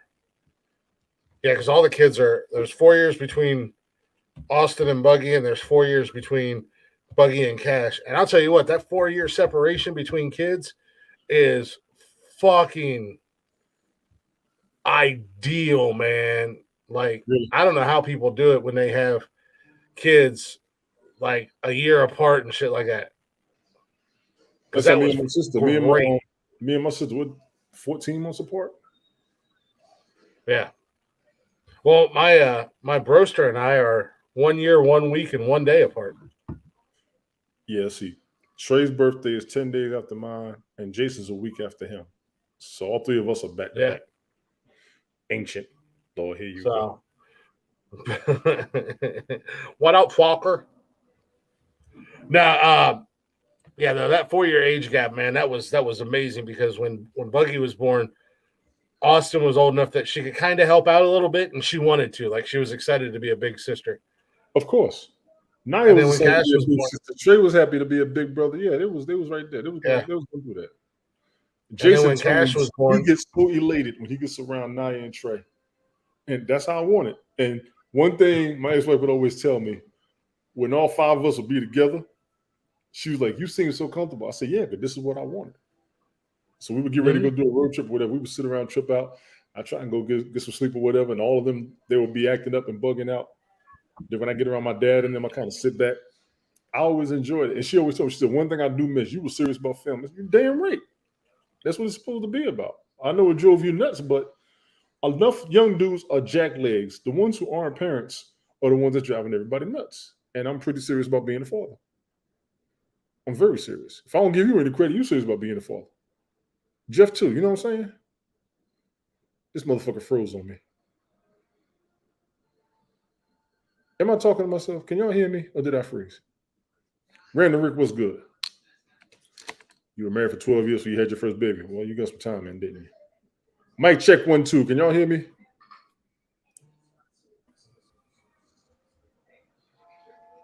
Thank you. There we go. The glitch was strong on my end. Yes. I was on the wrong interwebs, so I had to switch over. The force was not with you. Thank you all. They could hear you, Tony. You were stuck frozen. But yeah, I give you credit for being serious about being a father. Just serious about being a father. I'm serious about being a father. That's supposed to be about. Everything else is bullshit. You know, that's one thing that I always wanted a family. I always wanted to be a dad. Now to say I wasn't scared to death to make the same mistakes that my ignorant ass parents made. It would be an understatement, but I think, as parents, I know now that I'm a parent, and I can't speak for mine, but I can speak for myself, is I want my kids to be better than me. Absolutely. So that's all I can ask. Absolutely. So, but I do. I mean, everything I've done has been for my kids. I've given up, I've sacrificed, and I don't regret a single thing. I'd do it all over again. I would do most of what I did over again. I think the biggest changes I probably would have made would have been probably trying to stay with Trey's mom instead of going through what I went through with us being different and separated and me having to do all the traveling and money. Yeah, but if I'd have stayed and I would have took on a different job, I don't even know if we would have had the same outcome. That's why I'm careful about that. Well, it's more like one of those things. Like if I knew then what I know now, I think I said this Saturday night, or I've said it in the past. I would have never left Ohio. Okay, I'll give you that. I'd have stayed in Ohio because, in all honesty, I would be retired next year. Well, I'm glad I stayed in the military because I retired from the military. Yeah, I am glad I did stay in with that. I mean, I would have been this right here. This job right here, 10 years max, and I'm 60. I'm done working. Mm-hmm. I'm trying to be done working by next year, but 60, I'm done working. Mm-hmm. I'd have been 44, fully retired from the union, from the state, with state benefits, with state retirement. Everything would be different, and you would, yeah. And that's the biggest thing. I don't regret my boys. I don't. Well, and that's what I look at too. Is if we never left Ohio, would have things ended sooner, or would Cash still be here? Which. But 'tis the journey that we are meant to take, and the road that we go down. Yeah, a lot of time we're looking at our past. We may not want to change it because we don't want to lose what we built. I know me personally, where I'm at today compared to where I was 5 years ago. I'm way better. I'm happier. I'm economically, I'm good. Mentally, I'm not. Well, economically, I'm good. Mentally, I still have my days, but we all do. Mentally, I'm not. Economically, I'm good, but mentally, I'm not. 5 years ago, I was still going through shit. 10 years ago, I was in a flux. Actually, 10 years ago, I was pretty good. 12 years ago, here, Tony. What'd you say? Like you said, you wouldn't have met me. I don't know. That's a good thing or a bad thing. Everything you've done leads you to where you are now. You're correct. Absolutely. I think if a lot of us went back and looked at things, we may not have ever met each other. Would we have done our previous lives any different? Oh, if I would have done my life differently, I know without a shadow of a doubt that I would have never met anybody. I would have never met you guys. I wouldn't have had the friendship that you and I have, or Smoke and I have, or anything like that. I wouldn't even have the friendship that Cam and I have. Because if I went back and I did things differently and did things I wanted, I would have went down a totally different path. I would have been in radio before my oldest daughter was born, and who knows where that would have taken me. Radio, I would have loved to have done. I had the opportunity, but I was told that I was stupid and it was dumb, and that I had a baby on the way, and that I needed to think of my family. So I passed up on it. With a morning show, with a very successful morning show, where everybody on the show was making six figures a year. I've wanted to be in radio. I've wanted to be in radio since I was like 16. First. I was told by family and quote unquote friends that I was dumb and it was a stupid idea to go into radio because there was no money in it, there's no future in it, or anything else. We don't know about the real money behind radio. Yeah. When I took television communication and production at Votech, I looked at the career. But maybe I wouldn't be happier. I would have went in, and I really had an opportunity to go work at. Remember, the Christian Broadcasting Network? They call it the Family Channel now. Oh yeah. When it used to be CBN, I've worked for them. Mm-hmm. I had an opportunity to go there, but I wanted to get out of Virginia Beach. If I would have stayed there, I would have been behind the scenes. And I've seen behind the scenes production. That shit takes forever. Oh yeah. Now, do you hear me? Oh, that shit takes forever. Mm-hmm. I was like, oh my God, to do one little scene. I'm an extra in the movie. You'll barely see it. It's blurry. Me and my sister was in the movie. It was Malcolm Jamal Warner, Jose Ferrer, Melba Moore, Bernie Casey. I met Bernie Casey. We did one scene in the courtroom. I'm in the camera maybe 12 seconds. I actually had to do a stand-in for Malcolm Jamal at one point because Malcolm Jamal Warner is shorter than me. I actually had to do the stand-in for him for a little bit. I had to slouch down. They had to get the measurements and all that. And I watched how they perfect everything on these scenes. Oh, yeah. To do that one scene took all damn day. Oh, so yeah. No. 3-hour movie takes. Well, I mean, yeah, just an extra. Cam's older brother was an extra in one of the Halloween movies because they shot it in Charleston. They shot it in Charleston, and he was like, "Dude, I thought I was just going to go stand around and go home." You're not wrong. It was an all day thing. Random Rick, and the behind the scenes people got to work 18 hours. They got to. Yeah. Because of all that shit. They got to watch the weather. They got to watch the humidity. They got to watch the cloud cover. Mm-hmm. They got to watch the scenery. They got to watch the reflection. I'm like, shit. Right. Now, yeah, maybe I would have been happier. Maybe I'd have been a miserable, washed up radio guy by now. Hell, who knows? I would have been tired of radio by now. What are those? Radio. I would have loved the radio news and all that shit. I would have loved to have done it. Oh, I didn't know what it really was. I've wanted to do radio since I was 16. We have a morning show here in Columbus. It's called Dave and Jimmy. Dave and Jimmy Morning Zoo. Or Jimmy and Dave. Yeah, Dave and Jimmy Morning Zoo on WNCI here in Columbus. Those guys have been killing everybody for years, and they're still on the radio. I mean, they buried when they put Howard Stern on, when they syndicated Howard Stern out here in Ohio, they buried Howard Stern. Because people, you didn't say you wouldn't change anything. Yeah, I would. If I were to go back on my past, I would change some things. I would. Random Rick, what are those friends doing now? Well, the ones that aren't dead or in jail or in a loveless marriage or in a job they hate. And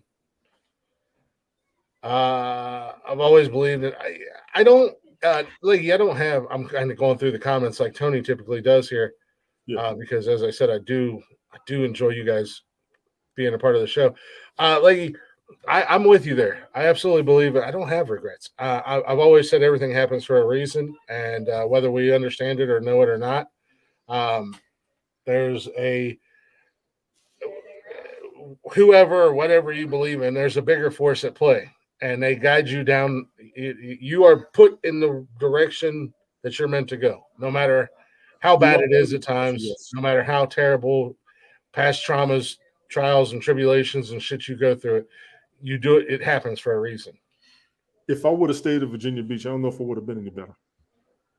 What's that? See, there you go doing that. There she go doing that. If I would have stayed at Virginia Beach, I don't know if I would have been any better because I was miserable. I couldn't find a job like I wanted to.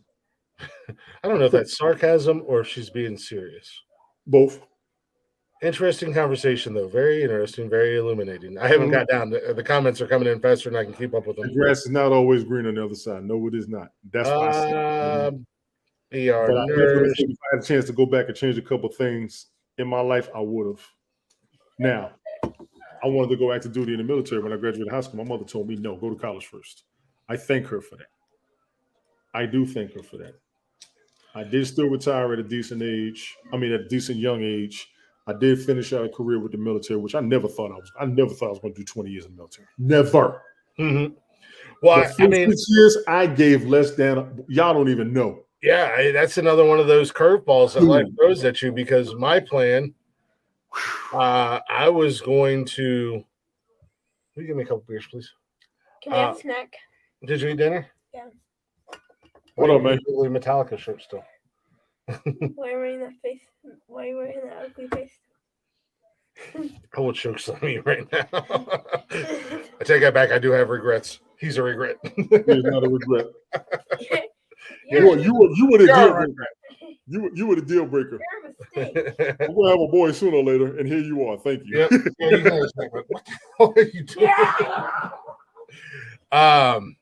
I never thought I was gonna. That first 6 years, I was like, all right. When Trey was born, I literally sat down there with his mom. I said, I gotta weigh my options. Yeah. Should I stay in? Should I go find something? And let me be honest with you, the job market sucked in 2001.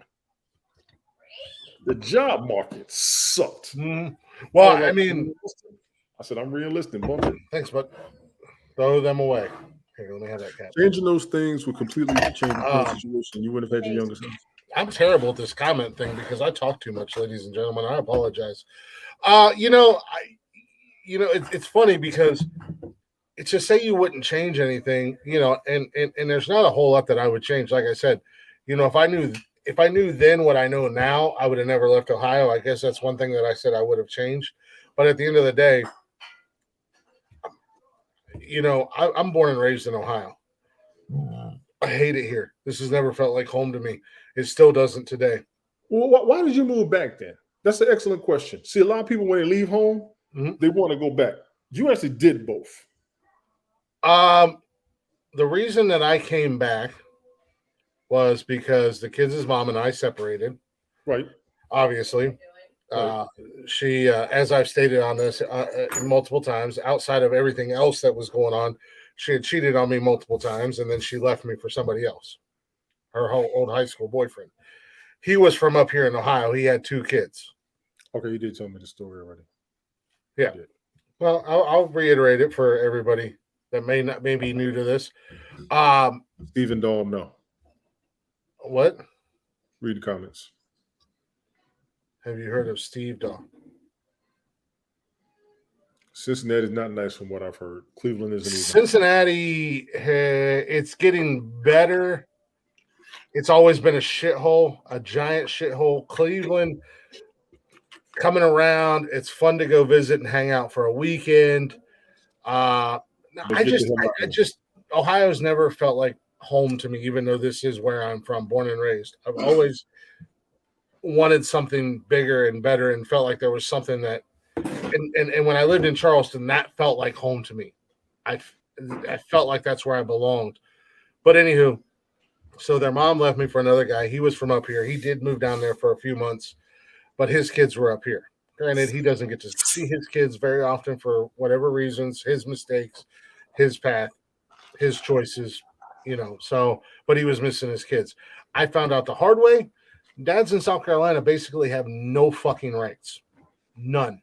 That's a lot of states. If you want the truth, it ain't just they decided that they were moving back to Ohio, and I didn't want to be 12 hours away from my kids. I didn't want to only see my kids on holidays and summer break. And summertime, yeah. I wanted to be able to see my kids as much as I wanted to. I wanted to be in their lives.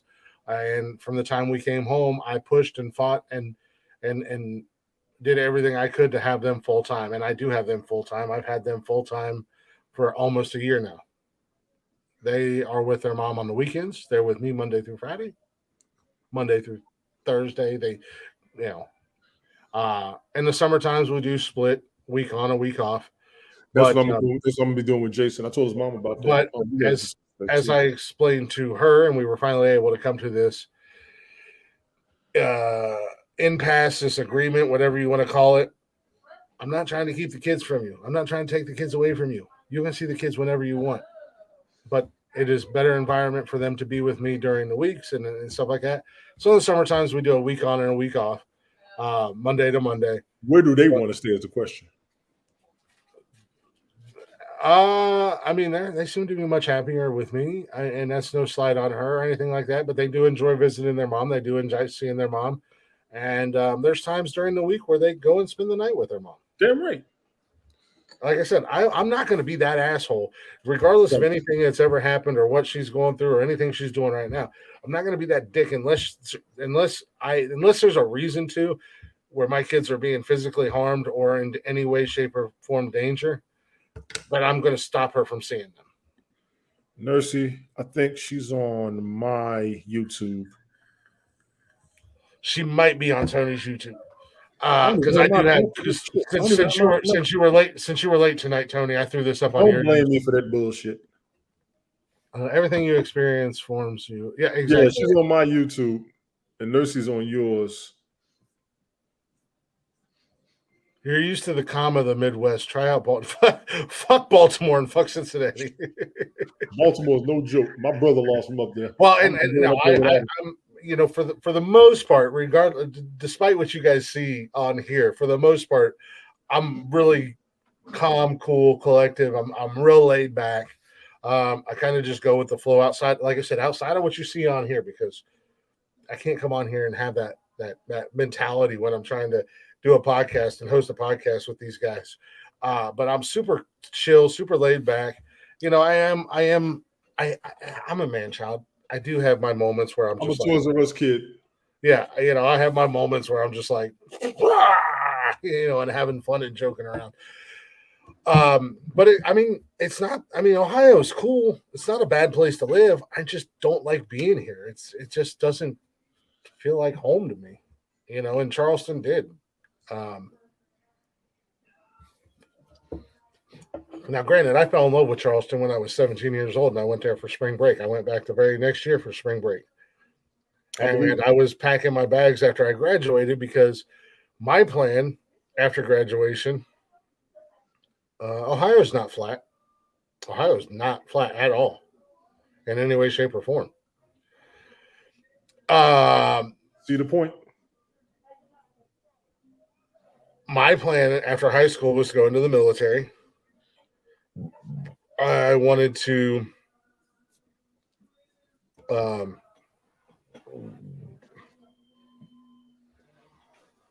well, yeah, 70.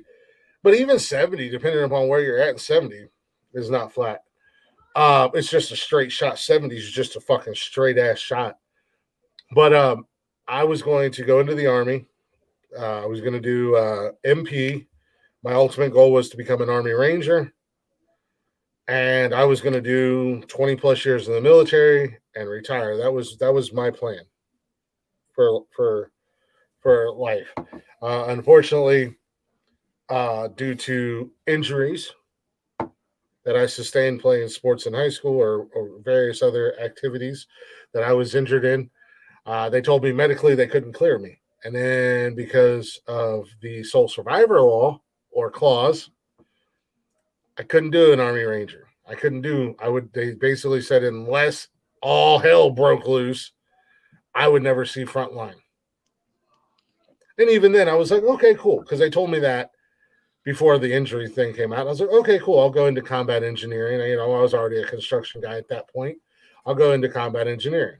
My torso was too long. And now you're just back to Rick. See, you earned your 3 R's, and now you're just back to Rick again. She would have never left Detroit. I believe her. She says that a lot. Yeah, his torso is too long. We had that conversation the other night. Oh, monkey leg ass. Oh, built like a gorilla, silverback looking ass, quick motherfucker. That shit was funny. But no, but it was one of those curveballs, and it took me another direction. And that direction that it took me, I'm grateful and thankful that I've learned a lot of things in the construction industry. I've done a lot of things. you know. So, I learned another skill set, or I continued to learn a skill set, but it wasn't the path that I had envisioned for myself. And then, See, as here's you what's grow, crazy. I got to get on your ass. This is what's crazy. Everybody think when you go in the military, you got to be infantry. You could have done a bunch of things in the military, even with your injuries. oh no, they wouldn't let me. They wouldn't let me in because of my injuries. Basic training, no branch. I could, and that's even what my recruiter told me, because I told him, I was like, I can run circles around anybody right now in the military. He's like, yeah, we know, but what if? And that was the problem. What if it's the truth? Yes. What if, because unfortunately, I did break my ankle 2 years in a row. What if you're doing a PT or basic or something and you break your ankle? Then that's on us. They're liable. Yes, they are liable. That is It true. was the what ifs. I had a blown up shoulder. I had a busted up knee, and I'm like, even with those things, you could take anybody right now in the military, and I could either keep up with them or run circles around them. And he's like, I have no doubt about that in my mind. Exactly, Randy. They don't want to pay you forever, like they got to pay a few of us. Mm-hmm. Exactly. They do got to pay us forever. Which, no. When they told me I couldn't do, and they even, I could have still been an MP. No. From what I was told, but I was like, no, combat engineering seems pretty cool. I'll take that career path, which is what I was going to do. And then the injuries came up, and that's when they were like, yeah, you're out. I was like, come on, dude, really? Oh yeah, there was plenty of other jobs, and there were several things that I was interested in. But you could have done what I did. You could have been a mechanic, easy, fucking easy. Yeah. But it was the injuries that kept me out. But no, I really liked combat engineering. I was already in the construction field. I had already been in that field. I'd already been doing that stuff. So I was like, we'll go combat engineer. Shit, I'll blow stuff up, build stuff, blow it up again. Fuck it. But, again, somebody else, some other being or entity had other plans for me. We're like, no, we're not done fucking your life up just yet, Glick. We're trying to mold you into something, but we got to really keep fucking your life up for like the next 14 to 20 years, okay? I got to get over this radio shit you went through. Remember the conversation that we had that I kind of revealed my past about mental and physical relationship abuse and stuff like that? Okay. As part of the mental aspect of it. It just would have been changing a lot. I probably would have, because I am not mechanically inclined. I can change a tire. I can change oil. I have changed the starter out on a car, and I have put brakes on my old Bronco. That's about the extent of my mechanical knowledge. Life is too short. Stuck in the past prevents you from focusing on the present and on the future. My problem is, cheers to that, Leggy. I'll drink to that. Cheers to you. Yeah, I still have plans that I want to put into place. I've gotten a lot of things done through the military. And I've moved on.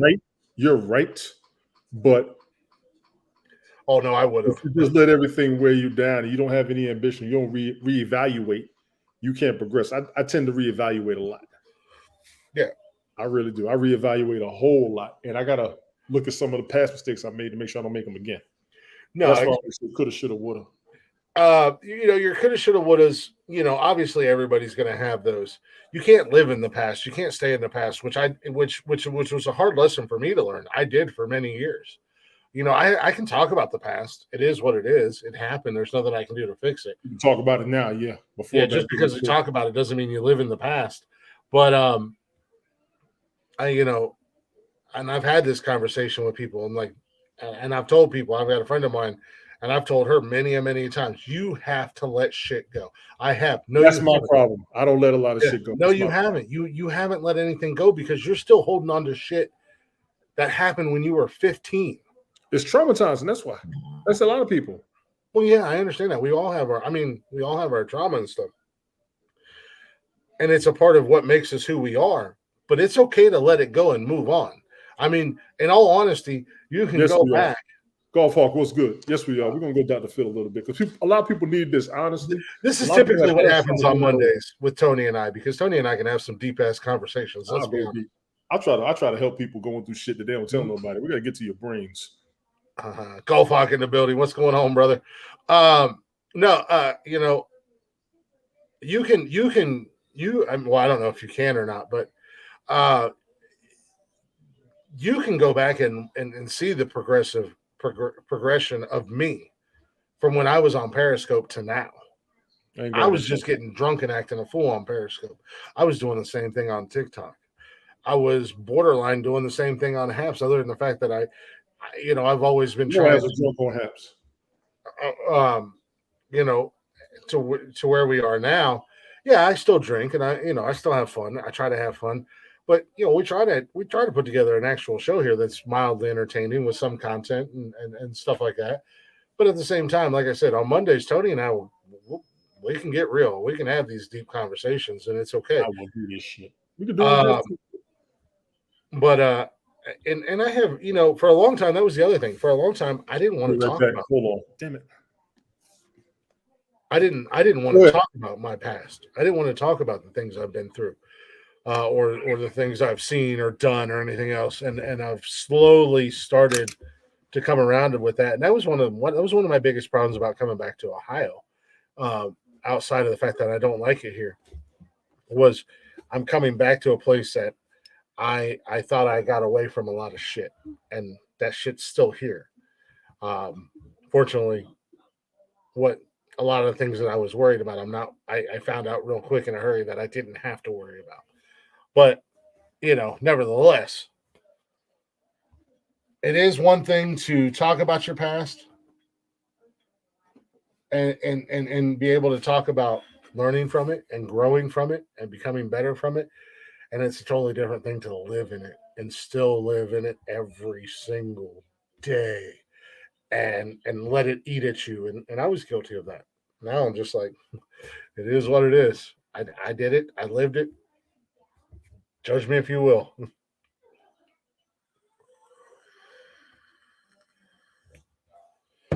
I wear my scars both on the inside and outside very proudly because I'm still here kicking. God damn it.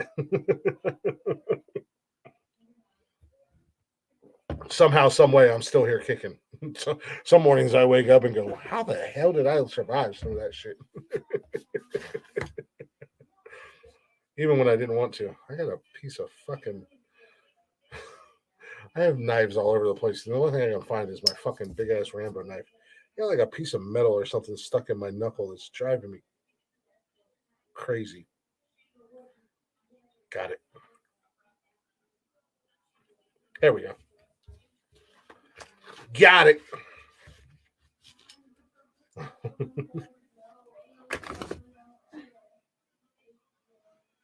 Anywho.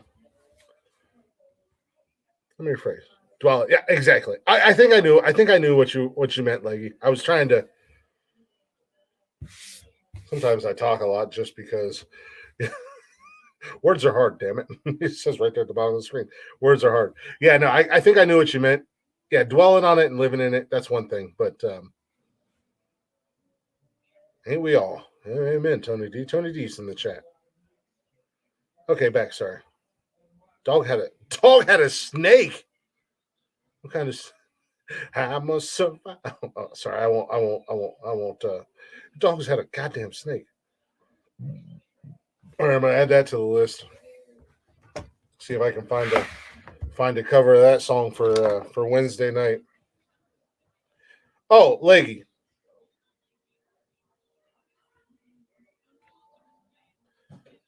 I found a.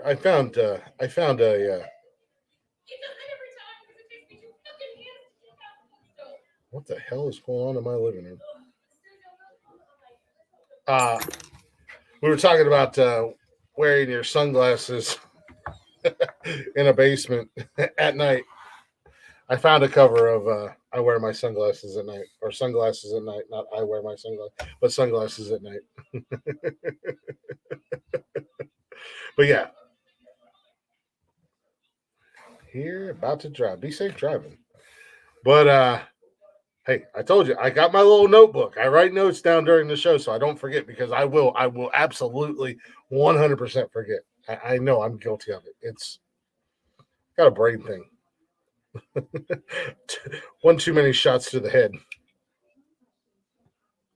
So I have to write things down or be told a million times. Well, downside to having my own water. Oh, Jesus Christ. Well, I'm glad that the moccasin didn't bite your dogs. And as I told Tony at the beginning of the show,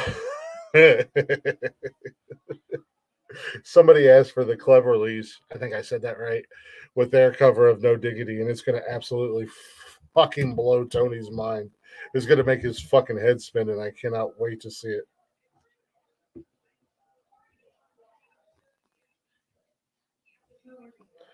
My bills. I hate bills. I hate being an adult.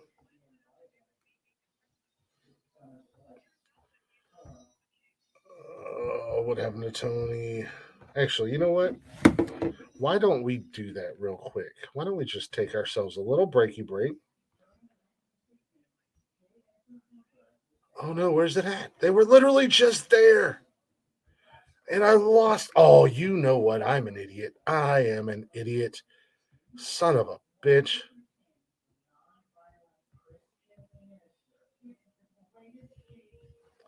But yeah, let's take a little break. And I have to tell you, there was a lot of covers to choose from. And I just kind of picked one that I really thought was cool. Hopefully you guys don't get mad at me because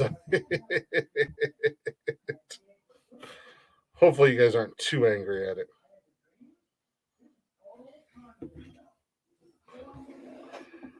So once it's done processing, you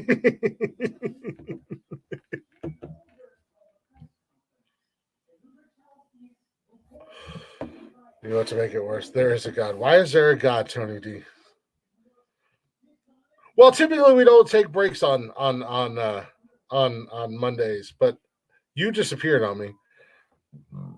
I have to piss like a Russian racehorse, and I don't just want to leave like complete silence other than me in the background pissing.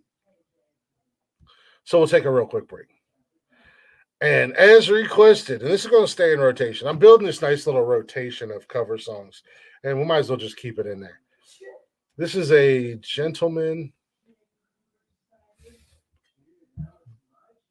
Brian Dalloway is his name. He is in Nashville. So go ahead and check him out on the old YouTubes. Brian Dalloway. Show him some love. We'll be right back after these songs.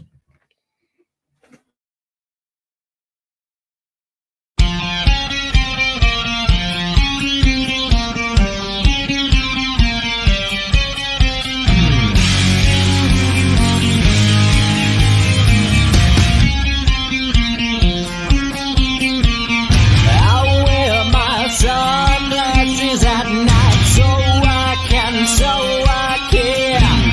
watch you weave them brutal storylines. I wear my sunglasses at night, so I can keep track of the visions in my eyes. Wow, she's deceiving me. It cuts my security, and she got control of me. I tell to everything. Does it feel better than guy in shades of gold? Don't masquerade with the guy in shades of gold. I can't believe it, 'cause you got me mad with the guy in shades of gold.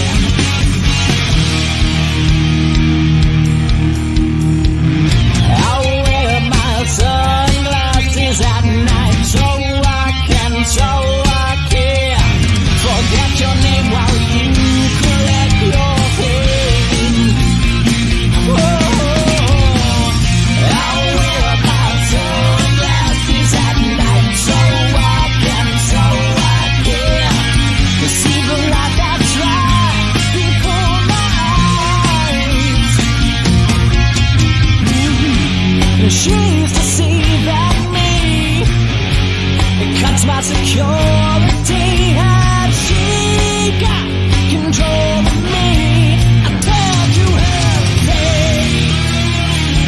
Cause with the head of the guy in shade, don't know. Don't have to head with the guy in shade, don't know. You can't escape it 'cause you got a head with the guy in shade, don't know.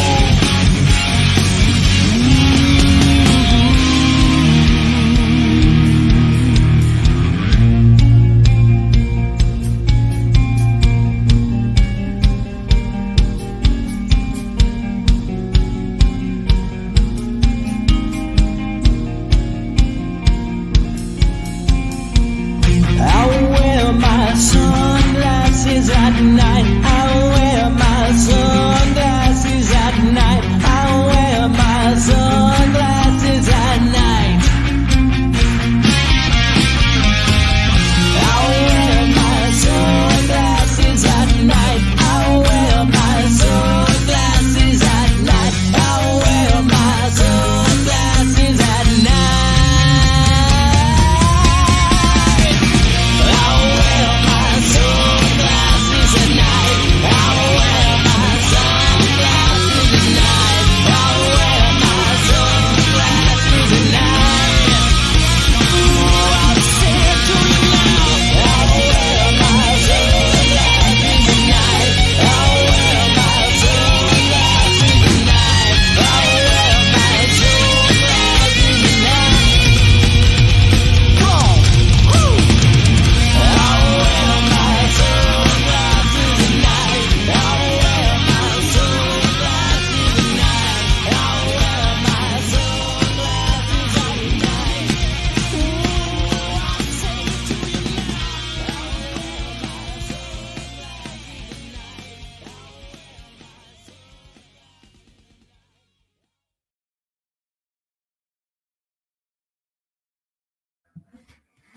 Yeah, buddy.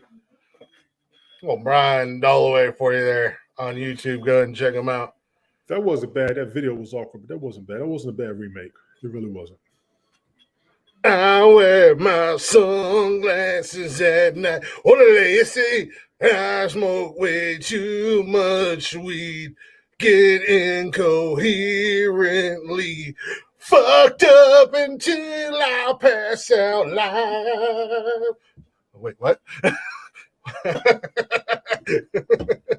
I wear my Thank you, Amanda. sunglasses in the basement. I did have to. We It all. was nice. I drank a little bit of soda. Had to use the bathroom, so I don't feel as bad. Tony had to shit. Yeah, I did. First of all, Look, everybody, Tony shit. I want to say seriously, Helen, you're not wrong in what you're saying, but I would be lying if I didn't say those are things in my past. I will probably try to change. I've thought about it more than once, and it just, to me, I things that I think I would have done different to not go through some of the headaches I went through. And I always tell people I'm reckless. I've done some reckless shit. I'm like a lot of people. I shouldn't be here now. So were there a couple things that I would have changed? Hell yeah. Hell yeah. And I understand I wouldn't be here where I am now. Where you're correct at is when me becoming a father, it was time, because how long was it going to be before I said I'm not ready, I'm not ready, I'm not ready, I'm not ready, I'm not ready. You know what I'm saying? Getting married, I was like, yeah. I waited till I was 2 weeks before turning 40 before I got married. That's how careful I was trying to be. And I could have been married 9 times prior. But would I have been happy was the question. You know what I'm saying? Yeah, no. Wow, you've only been married one time, right?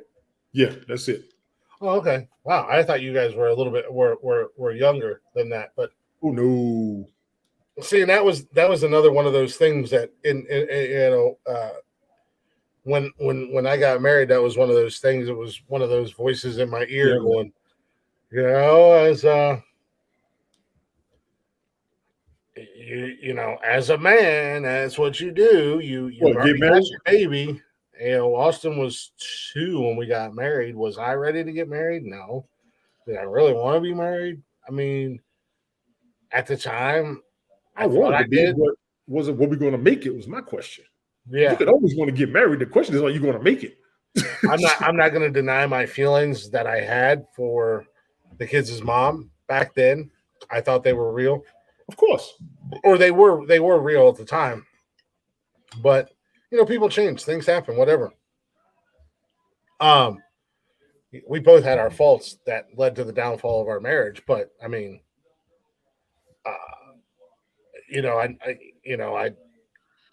I tried to be a good dad. I provided. I never stepped out or anything like that, and I wear a lot of scars because of it. And you ain't lying. You ain't lying about them scars. And women go through it too. I never. Well, yeah, women go through it absolutely. I mean, I never denied them what they go, and that's why I was so careful. Because one thing I learned was a lot of women who had, and I'm gonna go ahead and say this, a lot of women who had broken hearts, they got a lot of vengeance in their blood. You can marry a woman, they'll feel something, they'll think something. Somebody who have been through shit before they got with you. And there's a consistency on both sides, us and women. Yeah, I was gonna say, I think it comes out that until you can control the side of you that's greedy, you might not be ready. That'll be my own hypothesis. I'll tell a lot of people that shit. I'll tell a lot of dudes, until you can stop running around the streets, you ain't ready to be married. Well, you know what? And the same thing that can be said for the men and women that put their all into shit, because I can say for myself as an example, I've been taken advantage of by many women. Don't get me started. Because Jesus Christ. If we all went through like one of the things I'm going to see, never. No, you're correct. I just like, I'm gonna be 100% honest with you. I tell people all the time, I'm just fucking winging this shit. I don't know what the hell I'm doing. I'm just winging this shit. If it works out, it works out. I can't. And I've actually had this conversation multiple times with multiple people, and recently, you cannot let the what ifs consume you when you're going into something. They did with me for a little bit. Jeff and I had this conversation when we started this show together, because I told him, I was like, because he's like, what if, da-da-da, and I got this, and I said, we're just going to fucking do it. And what happens, happens. Fuck it. Worst thing that's going to happen is we fail. And we don't do we do the show for 6 months and then we stop. That's the worst thing that's going to fucking happen. And that's how, and up until now, in relationships and stuff, I've always had uncertainties and issues and stuff like that. Now it's like everything is so just there. I got a little drunk Saturday night. I drank way more than I should have. A little, motherfucker. Oh no, after the show. You drank more after the show? Yeah. Yeah, you're doing too much. No, I was just drinking and I was having fun. And then it was like, fuck. And how many times you going to keep doing that is the question. That's well, no. I mean, we Nikki, we drink, but no, it wasn't. I don't do it a lot, believe it or not. I really don't. Usually we get done with the show and I go eat, and Nikki and I watch TV or whatever, and then we come to bed. But you know what? That's one of the things that I changed. How much I used to drink. That big ass half gallon of Crown that I had, I used to buy one every other day. Mm-hmm. Well, and that's what you guys don't understand. And I know, like, we joke about it. Yeah, I do drink. I'm a big drinker. I've always been a big drinker. I only drink on podcast night. But you drink a lot during the podcast. Jesus Christ. I don't really drink a lot.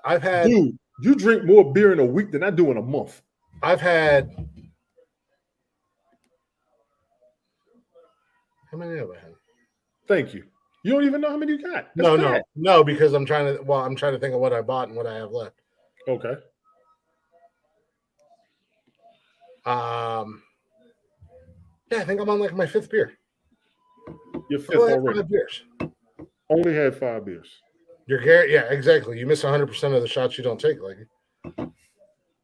I got that part. And how many failures going to go through will be my question to any and everybody. I've had a lot. So, I mean, you want to count failures, Tony D? No, I just said how many you want to go through before it's like. I'm going to keep going through them until I get it fucking right. Okay. I can't let failure scare me. I don't let failure scare me. But I'm not saying you do. I'm just saying I'm speaking for me personally. Yeah. I've taken a bunch of chances in my life. Yeah. I got tired of failing. So I was like, let me find something secure and stable and sit my ass down some damn way. Not everything I've done has been a failure.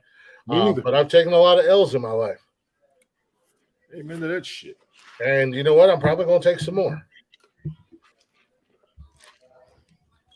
It's not, and I know this is kind of cliche and kind of cheesy to say. And I think Stallone said it best in Balboa when he was talking to his son. But at the end of the day, it's not about how many times you get knocked down. How many times you get back up? How many times you gonna get back up? Razor Ramon said the same thing. Mm-hmm. Rest in peace, yeah. Razor Ramon. R.I.P. Razor Ramon. Yeah, man.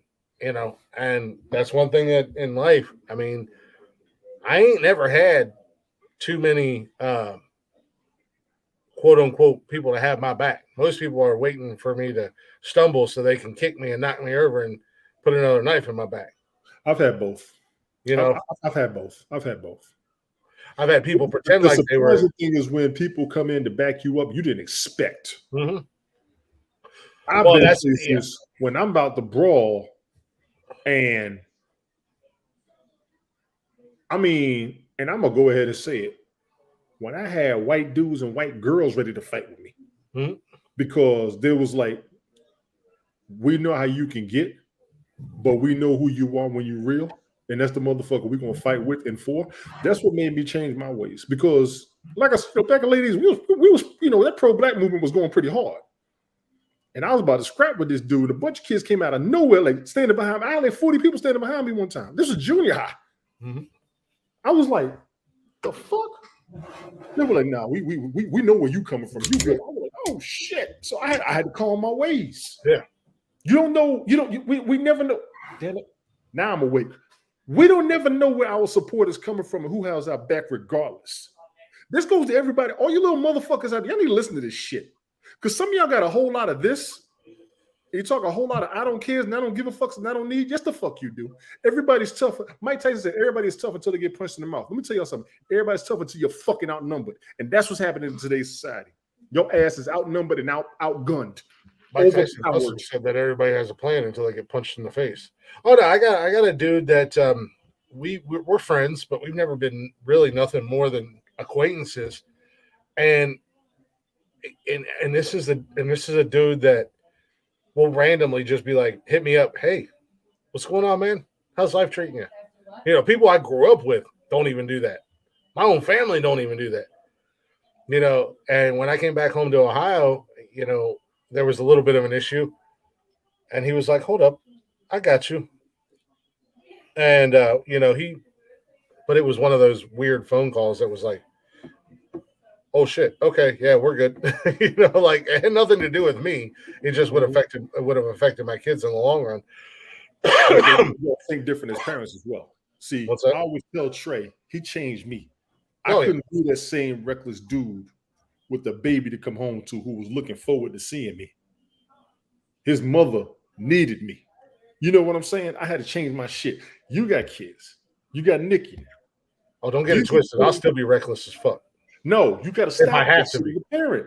If you have to, that's different. I'm not going out and looking for it. I'm not going out and looking for it. That's what I'm saying. That's fucking different. When it comes to being a parent, you go ahead and let that mutant X gene kick in. You go ahead and bring that demon out. You go ahead and close your. When it comes to being a parent defender home, everybody, y'all do that shit. Oh yeah, no. I spend most of my time at home. I go to work and I come home and I'm working on podcast stuff. Nikki and I, we do go out and we go to dinner and we go get drinks and that's fun to do.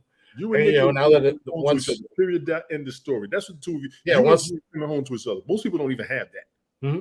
Oh yeah, and it's well, that's the other thing. It's crazy to come home to somebody who's actually excited to see you when you come home, or when they come home from work, they're excited to see you. December, yeah, Tony. You said 2 months. I still tell her she's full of shit. I got news for you coming down the pipe in a couple months, but I still tell her she's full of shit. But no, she seems. I've seen a lot of things that she's done. She's having fun. She's enjoying herself. Both of you are comfortable and happy. What am I? I'll be wrong if you've got that. You know what I'm saying? And she lets me be me. Like there's no aspect that I have to fake with her. You didn't have to fake in the first place. But you know how it. Yeah, I mean, and men and women both know that when you're dating somebody or when you're with somebody, you reserve certain parts of yourself. Yeah, yes. you reserve. You hold back. You don't really. I mean, we've gone out. I mean, she's seen not the absolute worst, but she's seen me break down and lose my shit. She gets to see my childish, big man child ass having an absolute ball with complete strangers. Women love that about us. You know that, right? And every time she's like, "Yep, that's my man." It doesn't matter. Now she has not got to see me. She has not got to see the bad guy come out. There's been a couple times where he almost came out, and even then she was like, "You got to do what you got to do. I'm here. I got you." You're talking me out of this. If you take it that way, I'm just telling the truth. If you take it that way, I got to be real about it. I mean, but okay. And Tony, you can tell me to shut the fuck up, or like you can tell me to shut the fuck up. I just want to ask a question. We all have our idea of what's going on between you guys. Now, none of us really know because none of us are on the inside. None of us have heard your guys' conversations. It's nobody's business. It's not anybody's business, but I try to leave it at that. Is this a thing that will always be long distance, or does it have the potential? We never talked marriage. Most we ever talked. Well, I'm not saying marriage. I'm saying marriage. I'm saying, does it have the potential to become? It's going to take me a while. I admit that. Well, you got a youngin. Well, what I just went through as well. Yeah. Well, but I mean, also, well, let's put like for me, for instance, I've gone into, and as you guys have pointed out, and had your laughs, and I've deserved them. Whatever it is, what it is. I've gone into relationships in the last couple of years that were long distance, and I made it very clear from Jump Street. Shorter distance than mine. Fuck you. Go ahead. Yeah, definitely shorter distance. I mean, 3 states compared to a whole ass fucking ocean. I'm just saying. I'm not taking, and we all know, Tony, you're not getting on a boat because you know how that worked out last time for y'all. First of fucking all, if we make our own boat, we're gonna fucking make it. So all y'all but no, but I made it very clear from Jump Street. Look, this is where I'm gonna be and when Nikki and I started dating, I was like, I don't know where this is gonna go. I don't know what's gonna happen, but I want you to know right out the rip, I'm in Ohio for at least the next 10 years. Yeah. I cannot leave Ohio for the next 10 years. Yeah. Now her boys are grown. Her boys are older. They're, one's God bless him. He's in the Air Force. He's overseas. He's doing his thing. If you see this. Yep. Her other son is he's quote unquote an adult. He's legal drinking age, And she was cool with that. And I told her, I said, I have no problem. I'll drive 3 hours every fucking weekend just so we can spend the weekend together. That's not an issue. But then as things progressed and we started talking about the weekends, the goodbyes are getting harder, this, that, and the other thing. And I said, look, I can't leave. And she's like, yeah. She ain't never left her hometown. Like most of the people in her hometown, they ain't never left. And she's like, fuck it. I can come there. And she did. And she uprooted everything, left all her friends, left her family, and she moved here for me. And like I told her, at the end of the day, we can go back every weekend. We can go back as much as you want. We can go back on the holidays. We can take the kids with us in the summertime. It'll work out. I'm not going to keep you, and your friends are welcome here anytime. We'll figure out the sleeping arrangements. If they don't want to get a hotel, we'll figure out how to make it work. Don't get it wrong. Yeah. But I'm talking to you. Oh, I'm sorry. I think I think for people who are in a long distance relationship, I didn't mean to talk you out of it. She was talking to me. If she said that was directed at Glick with his bliss. Oh, I'm Jealous. sorry. She's jealous I of my apologize, happiness. Helen. She's Time stamp jealous. Green doesn't look good on you, even though you're Scottish. Jealous bitch. I'm just kidding. No, but I think in the long run, those who can make a long distance relationship work and prosper from it and grow from it are going to be stronger at the end of the day. And that's what I asked the question. My initial question, kind of long winded. Again, I talk a lot. It's what I do. Is there a potential, or and like I said, neither one of you have to answer this, or has the conversation been had about not being long distance, whether one goes here or the other comes there? You know what I mean? Time will tell. I had to be ready with you sometimes. You and your vague ass, because you asking me private questions on the open internet. Time will tell. I mean, it's not that, like, I'm not asking you details of your conversations. I'm just asking, is that potential there?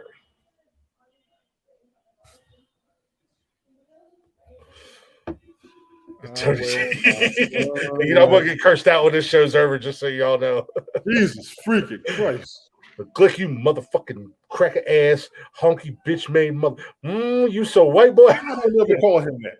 I've dropped the white jokes on him on camera. I never said that shit in private. You cracker ass motherfucker. Let me tell you something. No, I'm just saying. I mean, and again, and I'm gonna throw this out there, and this isn't a shot or a jab or any disrespect meant or anything like that. What's meant to be will be. I never used to understand that shit. I understand the fuck out of that shit. I've been understood it. I mean, I thought I understood it, but I really understand that shit. Always change the future.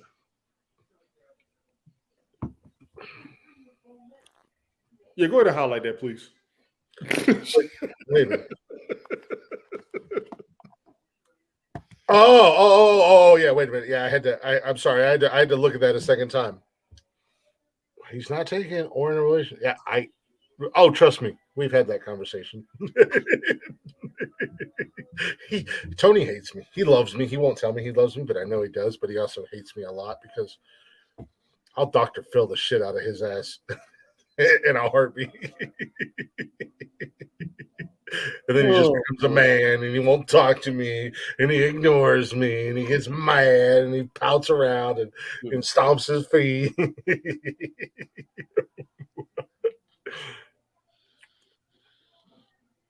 Definition for delicious. No. I am inevitable. Oh my God.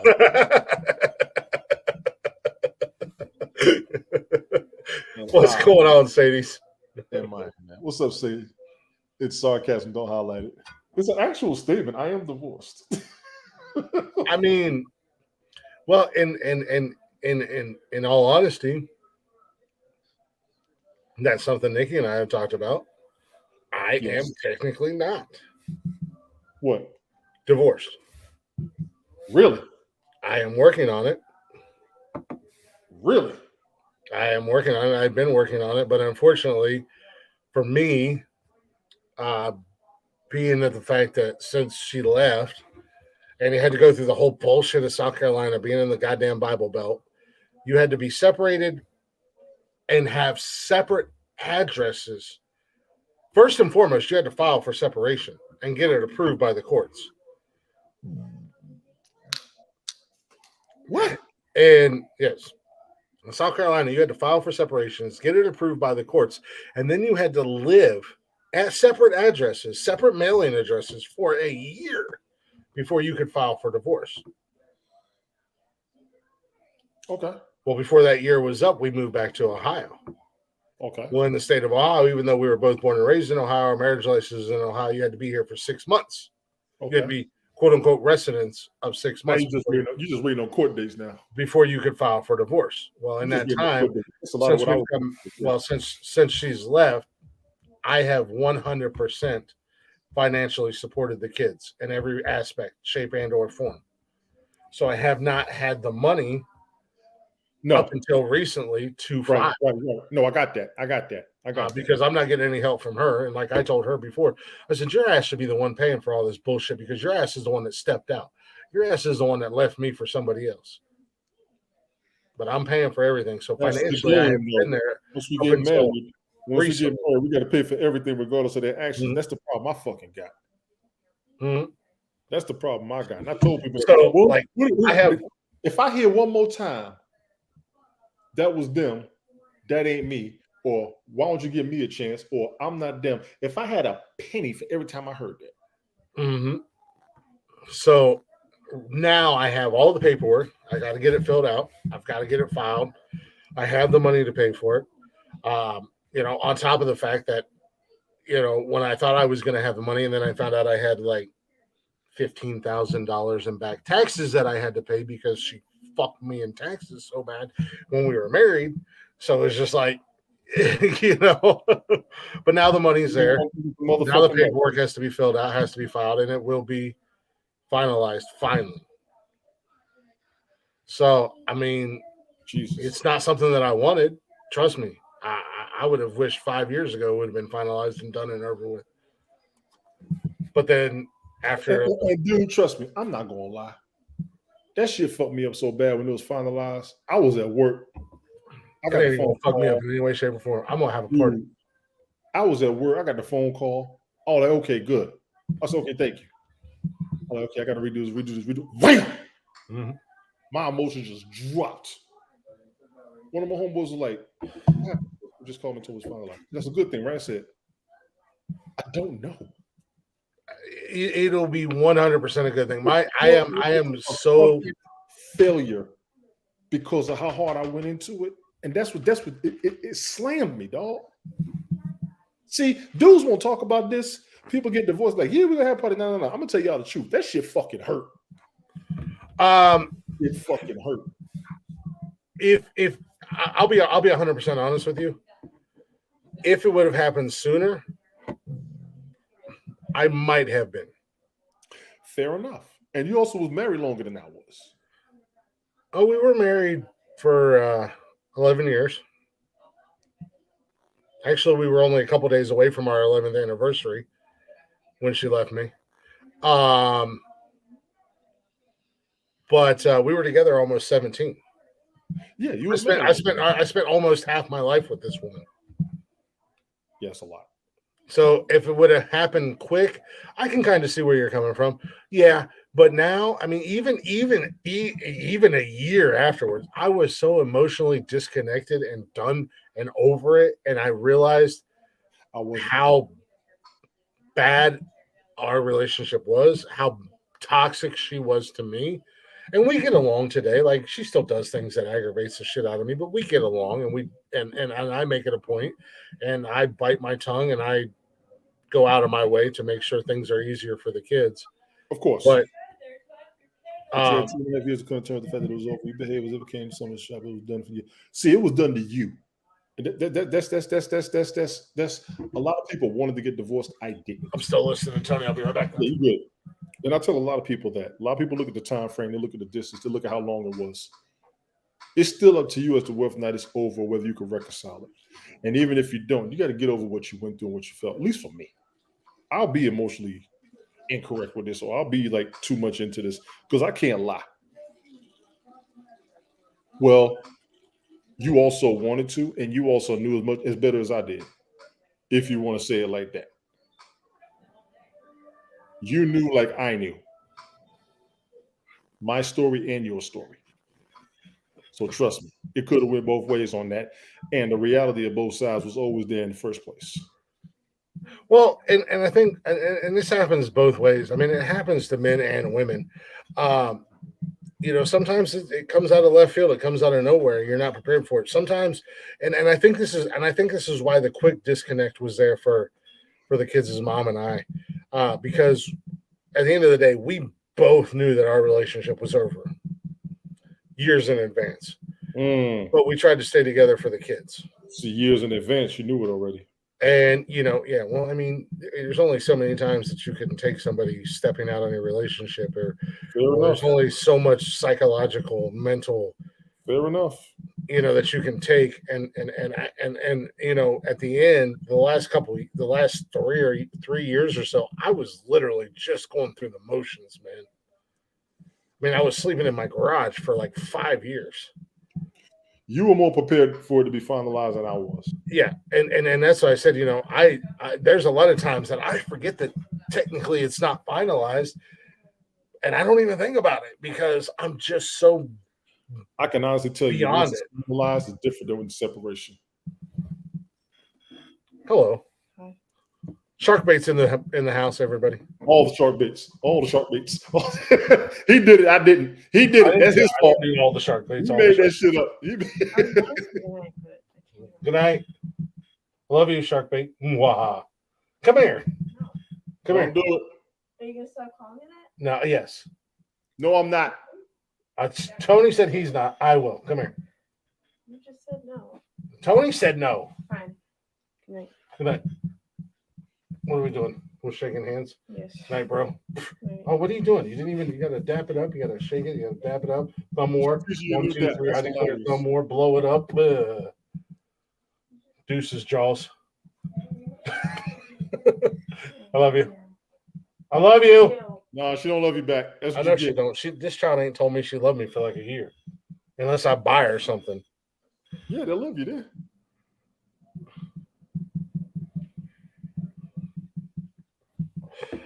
I'm actually kind of surprised. Like, I'm not going to highlight your comments or anything like that out of respect to both of you guys. But I'm actually kind of surprised that this discussion between the two of you has not come up. And that's just me speaking from the outside looking in, not knowing anything. But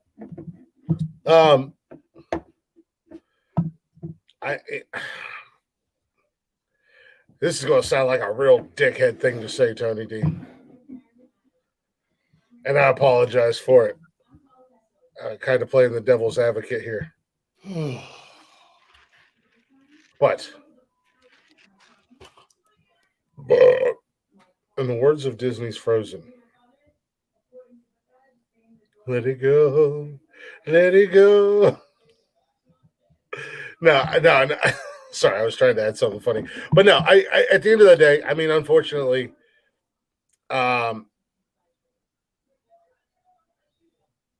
it sounds like you're still dealing with things, but it also sounds like you're trying to move on.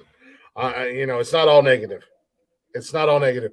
It sounds like you still got some things you're dealing with, some issues you're dealing with, but at the same time, you're also trying to move on and get away from it and just learn to cope and deal with it. And I totally understand that. I mean, I made a boneheaded decision and was dating somebody and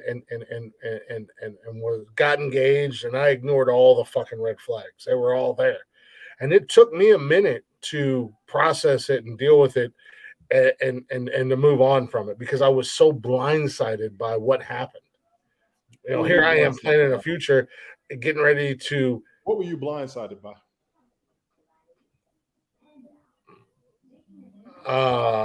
You remember who I was engaged to, right? Go ahead. I've only been engaged once since I was married. Okay, good. Go ahead.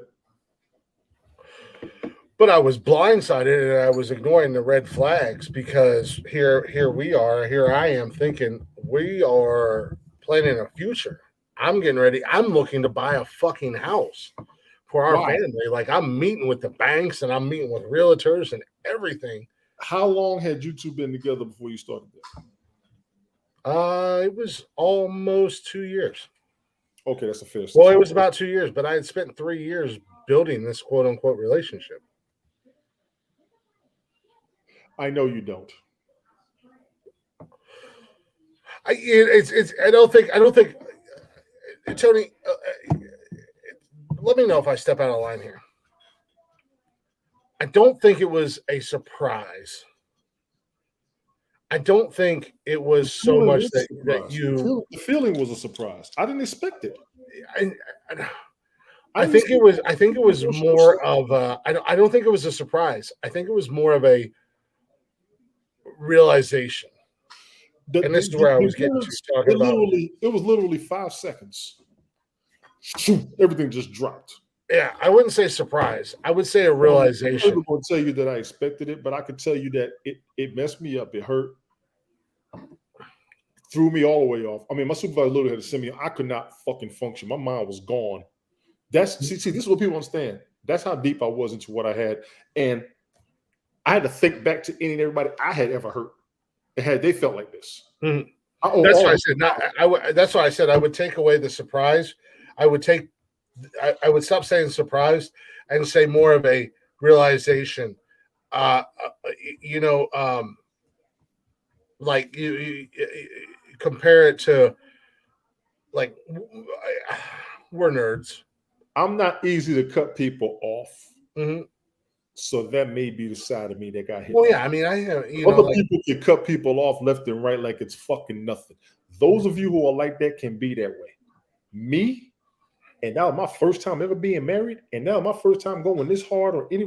I've gone hard on relationships. I gotta take that back. I've gone hard on relationships. I went hard on the marriage. I went harder on the marriage, being that we did more. Mm-hmm. So I can honestly say I had invested a lot of myself into what it was and what we were trying to do. And I was actually at a sense of accomplishment. Yeah. Real quick, Leggy, if you don't mind me asking, and I think I know the answer to this. But I'm not 100% sure. So I'm just asking for clarifications. Were you ever married, or have you been married in the past and gone through? So what I'm saying, Tony, that's kind of my question there. So what I'm saying, Tony, is like, it's not so much of a surprise, but like, for instance, we're nerds. I'm gonna say Marvel. Endgame. We all knew what was going to happen. I knew what was going to happen because I read the comic book. But we all knew what was going to happen. But it still affected us. Even in Infinity Wars, when Thanos snapped his finger and wiped out half the population, and Spider-Man getting dusted made grown men fucking cry and weep. You know, it's not so much of a surprise in a bad way. It was just a realization of, this is the end, and you had to process it. It's not that you didn't want it to end or anything like that. You knew it was ending. You knew the end was coming, and you knew how it was going to end. So you were coming to terms with it and realizing it and processing it. Oh wow! So, Leggy, I have nothing on you. I've been separated for 5 years. I'm talking over here like I'm the fucking Oreo in the bag of chocolate chip cookies. That's all weird. And we've only been separated for 5 years. I don't know if you know this about Tony or not, and he won't admit to it. So I'm gonna just whisper so only you can hear me. Tony gets deeply emotionally involved and wrapped up, and it's hard for him to. God, I sound like such an asshole right now, and I apologize, Tony. You can't even fucking help yourself. I'm just sitting here watching you tell yourself you're an asshole. You're still doing it. I'm an asshole, but I'm not trying to be an asshole because I say this because I used to be the same way. I know you're older than me, and I know you've probably gone through some things that I may have no idea what you've gone through, but for being a almost 42-year-old man, I've lived the life of like 7 people and been through some of the craziest shit. And I used to be the same way. Unfortunately, you always try to look for the best in people, Tony D. And I know that for a fact. And I do the same thing. Now, I'm a little bit more closed-minded. And I'm a little bit more, not closed-minded, but a little bit more angry agitated or whatever these days than I used to be. But I always still look for the good in people. I always look for the fact that, yeah, I've had my differences with somebody, but I'm going to go ahead and I'm going to take a chance with them because, we've, for whatever reason. And I think that's kind of where that comes from. So you get so involved and so wrapped up that it's hard to find the bad in people. It's hard to. No, it's not. I just don't show it. You don't show a lot of things, actually. You're right.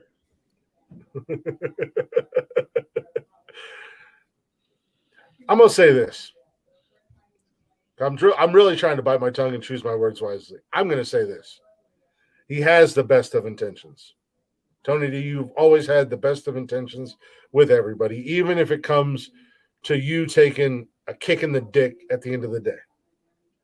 And you will always have the best of it. And I do the same thing. You know what I mean? You will always have the best of intentions, and you don't mean any ill will. And sometimes people get mad at that.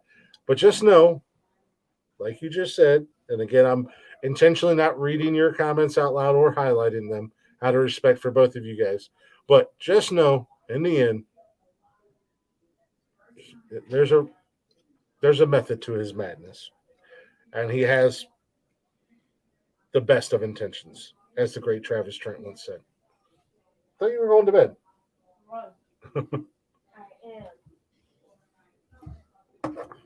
You just gotta work through his weird kinks and not kinks. Well, I mean, I guess you can work through his weird kinks. I don't know what they are, but I mean, I'm just saying, little quirks and just understand, it's not always meaning to do anything negatively or to hurt feelings, because Lord knows I'm guilty of that. Like I said, Saturday night, I woke up Sunday and came back to bed because I was eating and watching a movie and dozed off on the couch, and I woke up an hour or so later and come back, crawled into bed. Nikki got up and went to work, and I woke up with her, and I was like, oh, shit, I'm in so much trouble. She's going to be mad at me. She's going to be pissed off at me. And she came in here, and even before she got out of bed, she rolled over, gave me kisses and all that. And then she came in, and we kind of talked for a few minutes before she went to work, and she gave me kisses and, told me, hey, if you're alive, we're doing brunch, you can come in. And if you're alive. You can, and like, she wasn't mad at me at all. And I was expecting the fucking worst. So I came to bed with a pit in my stomach because that's what I'm used to. Oh God, I didn't do anything wrong. I just went out and drank some food and stuffed my fat face, or I drank some beer and stuffed my fat face. I didn't do anything wrong, but I was expecting the worst. And she was just like, hey, I'm sorry, I was so tired last night. I'm like, why are you apologizing? My ass was out there drinking until like 1 o'clock in the morning, 2 o'clock in the morning.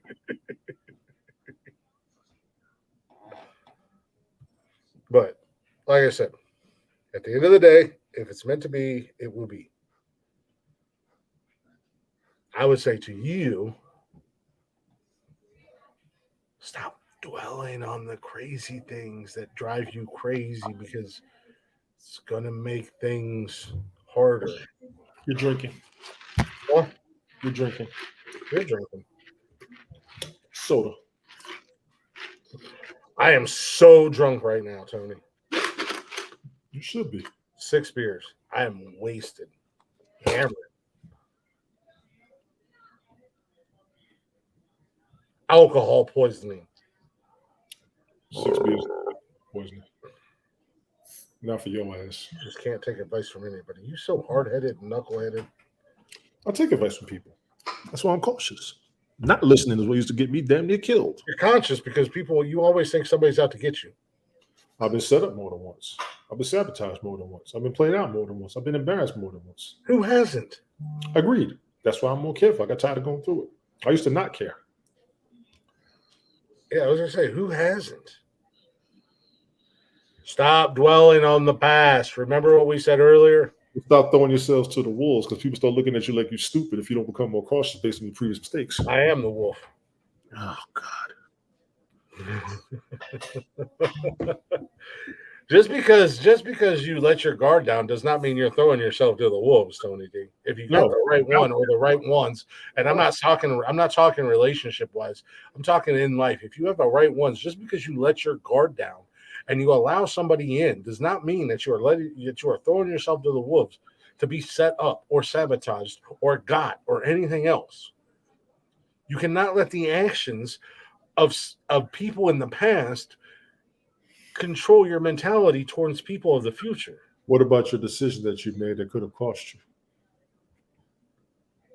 Don't make those same mistakes, Tony D. I'm not making the same mistakes I made. Oof. Okay. I see you, Jeez. Move on, take a chance. Yeah, move on, take a chance. Yes, let your guard down. Be vulnerable. Being vulnerable is the only way to build trust. Let your guard down. Be vulnerable, Tony D. Not everybody's out to get you. Being I'm vulnerable telling you right now, as much as we fuck with each other and as much as we go back and forth, if you have any ounce in your mind or a percentage in your mind that thinks that you think I'm out to get you in any way, shape, or form, I'm gonna tell you 100% you're out your goddamn mind. Never thought that about anybody up in here that I roll with. Never thought that. I have been wrong. I mean, we could talk relationship wise. In just the last couple of years, I have been wronged by so many damn women. Me too. And and I'm just speaking just recently, I have been wronged and fucked over by women. And if I let that shit control me now, I wouldn't have what I have with Nikki.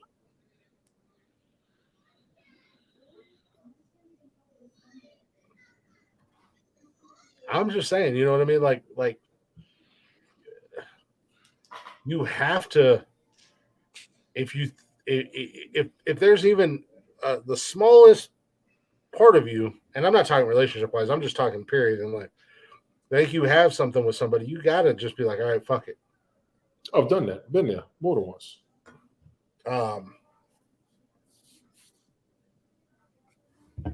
Because, like I said, I mean, I said that. And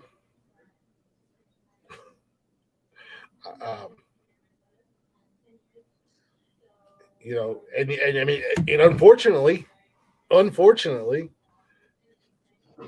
for two of them, you guys have been here for, and you guys have watched it, and you guys have told me.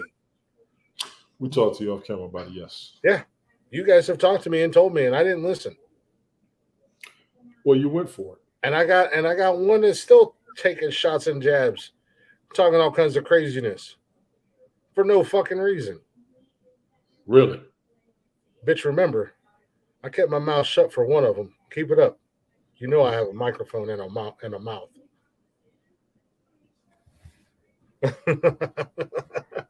Just saying.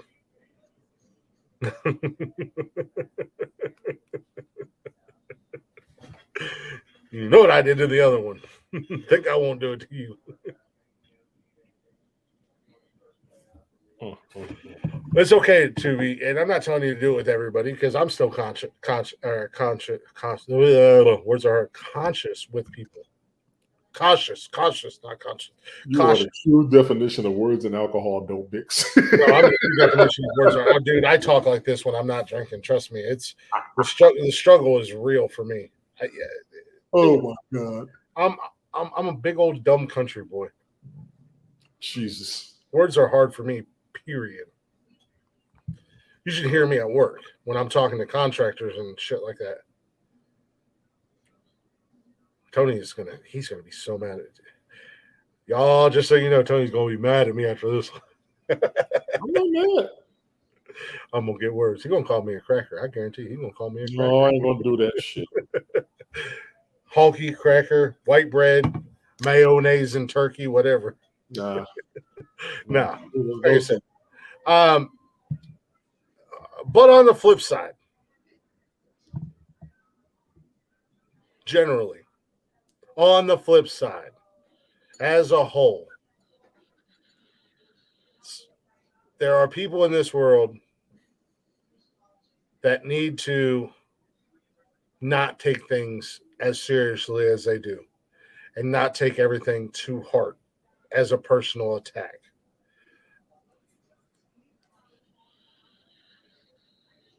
What kind of mustard we talking, Jeeves? I don't like mayonnaise unless it's mixed with my ketchup. They do that on Subway sandwich, Jeeves. I'll give you that. Because, ladies and gentlemen, PSA, spoiler alert, as Tony D says, the things that you are taking to heart and the things that you are reading too much into are those things that will make people hold back and not let their true colors shine. I'm not speaking to anybody in general. I'm just speaking. I can't get down with Dijon. I do like honey Dijon. I'm a honey mustard guy. I'll do a turkey sandwich with some honey mustard, some Colby Jack cheese, a little mater, a little cucumber, a little green pepper. Colby Jack. Man, Colby Jack's that shit. But yeah, like I said, it's a two-way street. Ladies and gentlemen, relationship-wise, friendship-wise, family-wise, it's a two-way street. You got to give some and take some. You got to give some and take some. I've done some videos, the little words of wisdom that's on TikTok, it's on Instagram. Not everything we speak on is relationship-wise, because I found out that there's a certain person in my family who was in the hospital that I didn't know anything about.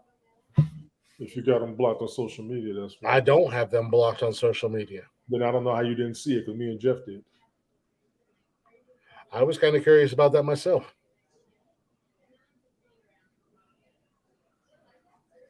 All I got to say is I'm better at this game than you are because you created this monster. Remember, Frankenstein's monster bit him in the ass. Frankenstein wasn't the monster. He was the doctor.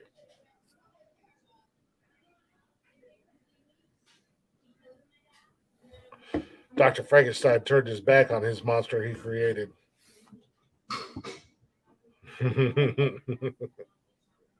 I'm just saying, Tony D. Mm-hmm.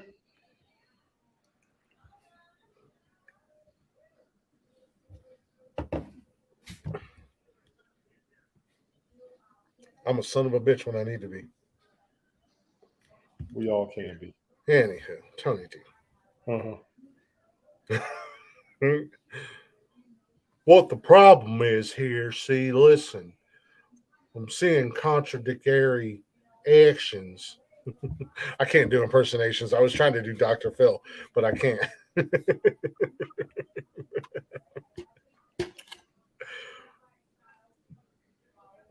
Oprah found me in a garbage can and made me a millionaire. Wow. A garbage can? I don't know. I don't really know what Dr. Phil's credentials are, if he's a real doctor or not, but apparently he's a real psychologist or a psychiatrist. Yeah, he does a lot of trash television, though. Now, he was serious at first. And he made that goofy-ass Bad Barbie bitch famous. He made her a fucking millionaire. She did that shit. He didn't do it. He did that. He was funny as hell in that scary movie spoof. That motherfucker cut his foot on with Shaq. I was dying. You cut the wrong foot, mother. Mother.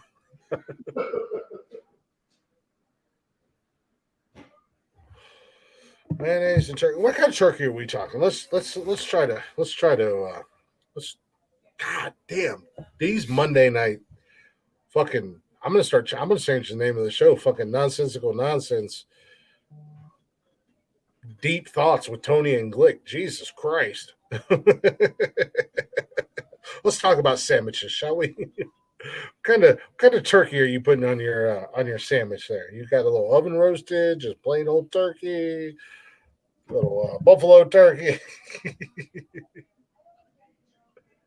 No, I will apologize if we caused any friction or anything like that tonight. But this is our truth. Ladies and gentlemen, this is our truth. This is our outlet. And you guys, sometimes we get steered into a direction and we start having that conversation. And this is our truth. This is, you know, love it or hate it. This is what you guys want to hear. This is what you want to hear. This is what you want to know. Because whether, it may be helping us, it may not be helping us. But at the end of the day, it might help somebody else who's going through this same type of shit, who's going through it. At the end of the day, this is our truth. And this is as corny as it sounds, and as overplayed as it is, and kind of cliche as it is, this is our outlet. This is our quote unquote safe place. This is where we come and we talk, and we're real. We've always been real. We've always prided ourselves on being real on this podcast, and we've said and done things in the past that have pissed a lot of people off. It's helped people. I've gotten messages that said, "Holy shit, I can't believe that I'm not the only one going through some shit right now because I've heard you guys talk, Tony, Jeff, and myself. I know I'm not alone out there anymore. I know that I can listen to you guys. Not only will you guys make me laugh a little bit, but you guys can also be real." So it's not with an intent to piss anybody off or hurt anybody's feelings. But we're going to be real with you guys. At least I can say I will be 100% unapologetically real all the time. What you see on this show is what you're going to get in real life. Jeff, on the other hand, will be 100% fake all the time. Wow. Because if you've met him in real life, he's fake. Wow. Tony D, I have no idea because this is the vaguest motherfucker I've ever met in my life. Tony is real. But he also does. Tony, you also wear a security blanket and you protect yourself. I got to. Do you? Yeah. But do you? Yeah, I do. Why? You can't throw yourself out there to everybody. People take advantage of it. I found that out a couple weeks ago. And people only going to take advantage of you if you let them. That's why you don't throw yourself out there. I mean, you can put yourself out there, and people are only going to take advantage of you if you let them. That's why you don't put yourself out there. I put myself out there all the time. And you've also gone through that same example that you I just have been taken advantage of. And it's because I let them. Like an idiot. Oh boy. I won't be making those mistakes anymore. I thought he was talking to the wall. Maybe I'm talking to the wall. Hey, I'm talking to your hard-headed ass is what I'm talking to. I'm not hard-headed. I'm talking to a big, black, bald-headed, milk dud looking mother. Right. Listen to the wall or not, you people don't listen. Your milk dud looking ass don't listen to me. Listen to everybody. No, like I said, you're only going to be taken advantage of if you let somebody take advantage of you, and I'm guilty of it. I'm 100% guilty of it. I have let people take advantage of me. I'm not going to say I haven't, but when I wasn't even trying to, they would do it. That'll put a red flag on your face. Oh yeah, black in your heart. Mm-hmm. That's the point. Absolutely, absolutely. But and this is something that I've said for a very, very, very long time. For years, actually. You cannot let the actions of somebody else control how you feel about everybody. Thank you. So I say that, but if you're not willing to take a chance and you're putting up, and I'm not speaking to you, Tony, specifically, I'm speaking in general. If you're not willing to take a chance, whether it be relationships or friends or family, and you're putting up walls, you are letting the actions of others in the past control your future.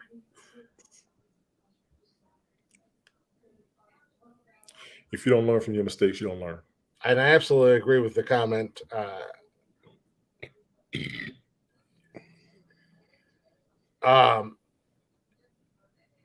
You don't have to put yourself out there to everyone. But if you're not willing to do it to those who you consider the closest to you, whether it's family or friends or relationship wise, boyfriend, girlfriend, husband, wife, wife, husband, they, them, and their, whatever fucking, I don't know. I can't keep up with all the crazy shit in the world today. Then you are allowing the actions of the past to control your future. And I've been down that road, and it creates a very dark and very scary person when people are not willing to let go of the past and they hold on to the past, and the past controls them too much. I'm speaking in generalization right now. I'm not speaking to anybody or about anybody. If I was speaking to anybody or about anybody, I'd be speaking about myself, because I've been there and I've done that. And you may, you may absolutely lose people that you don't want to lose or you shouldn't lose. Some people in life, the past has such a stranglehold on them, and it just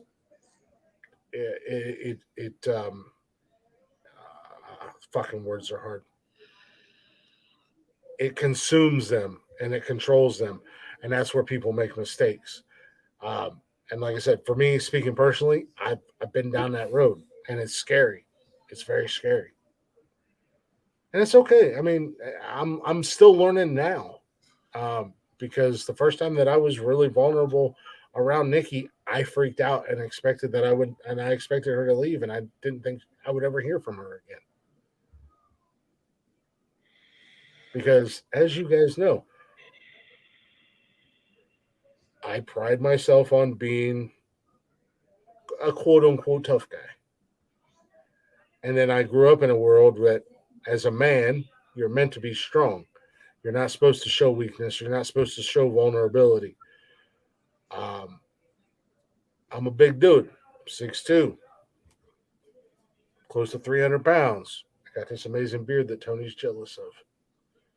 I have amazing locks that Tony's jealous of. But no, it's okay. Sometimes the past can do more harm in the future and present than it ever did in the past.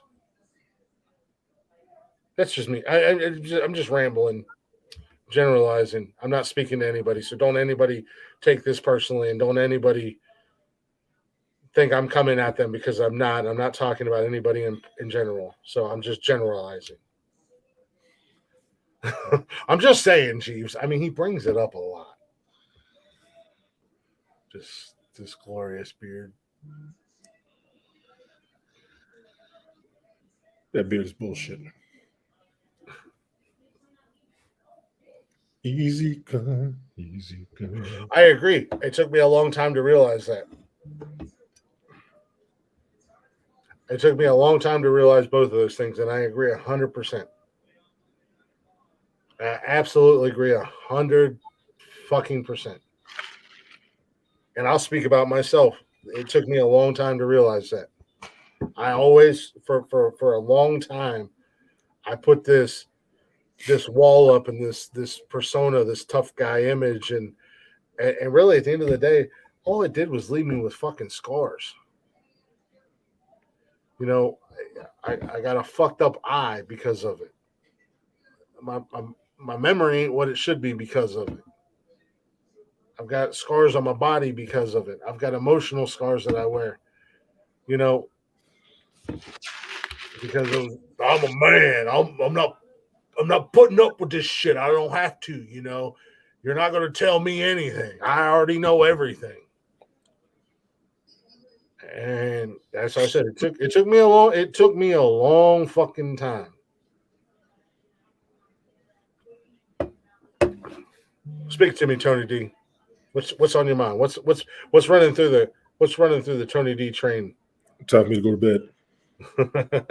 He won't talk to me. I'll let you have your hour and a half, 3 hours. He won't do it. He won't talk to me. I want to bed.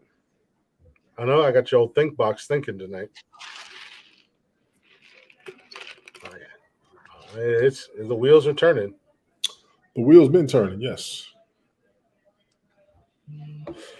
I'll take that. I'll take that as a win, Tony. The wheel's been turning. Radio Silence by Tony D.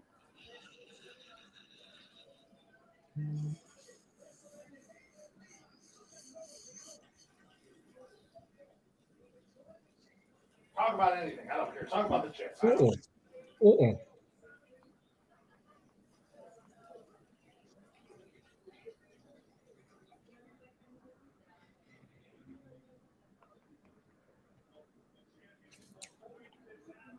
Or be silent. That's awesome. Nope, I got to get up in the morning. I ain't doing it.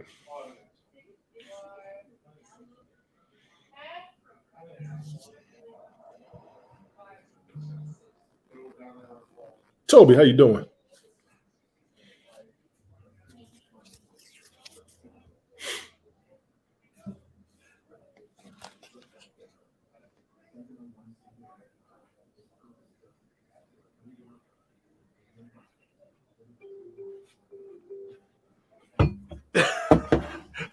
I had to piss, and I went to go get a beer because I know I'm going to get yelled at. Why do you keep doing shit to get yelled at is my question. What am I going to get yelled at about? You just said you know you're going to get yelled at. Why are you going to get yelled at? Oh, I'm going to get yelled at by you when we get off air. No. And I'm like, Tony, just talk about something. I don't care. You're like Jeff that night that I walked away. You're going to do 3 hours. I'm normally fighting. I didn't fight it today. I slept a lot today. I had to. I just got this shit on me, and I'm feeling a little bit. I know, like 2.5 hours, you were like, boom, you were rejuvenated, man. You were alive. I was hurting. Shit. Anyways, Blue Jays, hey? Yeah, how about them Blue Jays? You said the Blue Jays, Tampa Bay Rays. Holy shit. Oh, God, I want to bring that up. Actually, oh, fuck, I lost my pen. New York done did it again. I'm going to bring that up Wednesday night. There's a new... I love this fucking knife. My pen fell down in my knife case. But no, there's a new law in New York about school funding and stuff. Mm-hmm. But I want to bring it. I'll bring that up Wednesday night. He doesn't show up on Mondays, Toby. He's only here Wednesdays and Saturday. The guy with the beard's right here. I'm literally right here, Toby. The other guy with the beard. He doesn't have a beard. He has pubic hair on his face. I'm the only bearded guy on the show. Well, okay. There we go. All right. So I won't forget about that Wednesday, but I want to bring that up. I want to talk to you guys about that and see, Tony, if you would like, go ahead and check that out this week before Wednesday. The school funding and grants and shit like that. I think it's New York. All the schools and all the states need them. No, I agree 100%, but this is crazy. I'm quite sure Ted will talk about it. Ted hasn't been able to stay awake on Thursday nights recently. I think he understands where I be coming from now. When I be telling him I be tired. Yeah. Last night he woke up about once. I saw the message when I woke up. He was like, I just woke up from my nap. I'm like, Shit, I mean. I already know. I mean, I can keep my camera off so nobody knows I'm white, and I can come up there. If you guys can't talk, I can talk. We gotta lower your narrations down. I'm being held down by the man, ladies and gentlemen. The white man's not allowed to grow. Well, Ted has his format. He does. That's it. Go on for a nice little 3 segment. # no whiteys allowed. Oh Lord. Much like smoke. You allowed on there. Shit. I don't think Jeff will be back. I don't think. Yeah. Well, And Jeff will come back. I just don't think he'll. Yeah, I don't think Jeff will come. But in Jeff's defense, he came in there and he was happy and like, cool. I'm hanging out with Smoke, and an old girl hit him with a fucking buzzsaw. And he's not me. He's not prepared. He's not ready to go down that road. Like I'll go back and forth with her all day long. Oh, I have great conversations with her. She got her facts. I've got mine. She Yeah. knows some shit I don't. Well, yeah, that's what I'm saying. I'll go back and forth with her. Something I was wrong about. She corrected me. She Yeah. corrected me. I was wrong, but I was the game for a minute, so she knew a little something on that. But she knew I knew what I was talking about. She just straightened me out. She said, no. I was like, wait a minute. This is what happened. This was. She was like, no. I said, okay, please tell me because you're in and I'm not. I just know what I remember seeing. And she broke down. Like I said, it's been 30 years since that. Oh yeah, I'll go back and forth. She knew that I was. She knew that I read where I was coming from. She just had to keep me up to date with it. I was like, okay, that's cool. I'm fine with that. Yeah, I'll go back and forth with her. No disdain, no hatred on my end. But I'll go back. I'll go back and forth. I'll go back and forth with anybody because, I think I get slept on a lot. I think people don't think I'm as educated and smart as I am, but I do that on purpose. I don't want to have those conversations because at the end of the day, if you're doing what we do, those conversations are low hanging fruit. Oh my God, politics, racial divide, whatever. Because they ain't allowed to talk about nothing else. Because you can't, because people aren't capable of talking about anything else. They are capable of talking about it, but you start getting too deep, they start taking your ass out. That's why they only talk about certain things. People don't like facts, though. Excuse me? People don't like facts, though. No, people don't like their education being shit on. People don't like to be wrong because they thought they were taught everything that was correct. And what I've learned, even since I've been to college, even what they teach you in college isn't the whole goddamn truth. I've seen that. No, educate yourself. I do a lot of research on from around the world. People around the world teach me shit I haven't been taught, or they'll tell me the truth behind what we were taught. I enjoy that shit. I'll see something online. I'll see a news story online, and I'll go and find 10 different sources. Mm-hmm. I want to get the whole story. I don't want a one-sided story that benefits this person over this person. I want the whole story. I want to know everything. Found out the truth behind Bitcoin. I just found that out last week. As I said, and I said in a joking manner, still working on Friday's broadcast. Still.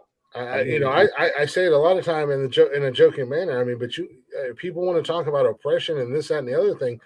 I mean, it's 2023, and as somebody who has family, on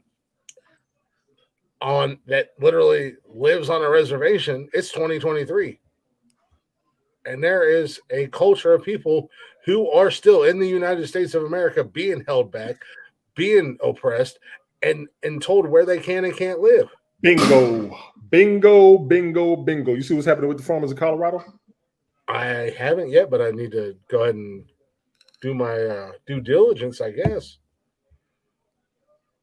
I don't want to hear shit. I mean, I think you and I had the conversation about Blackfoot Indians.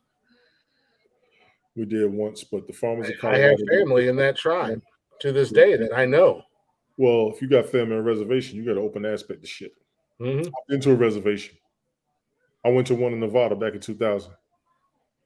A lot of what you see on TV is fucking real. It's crazy. It's insane.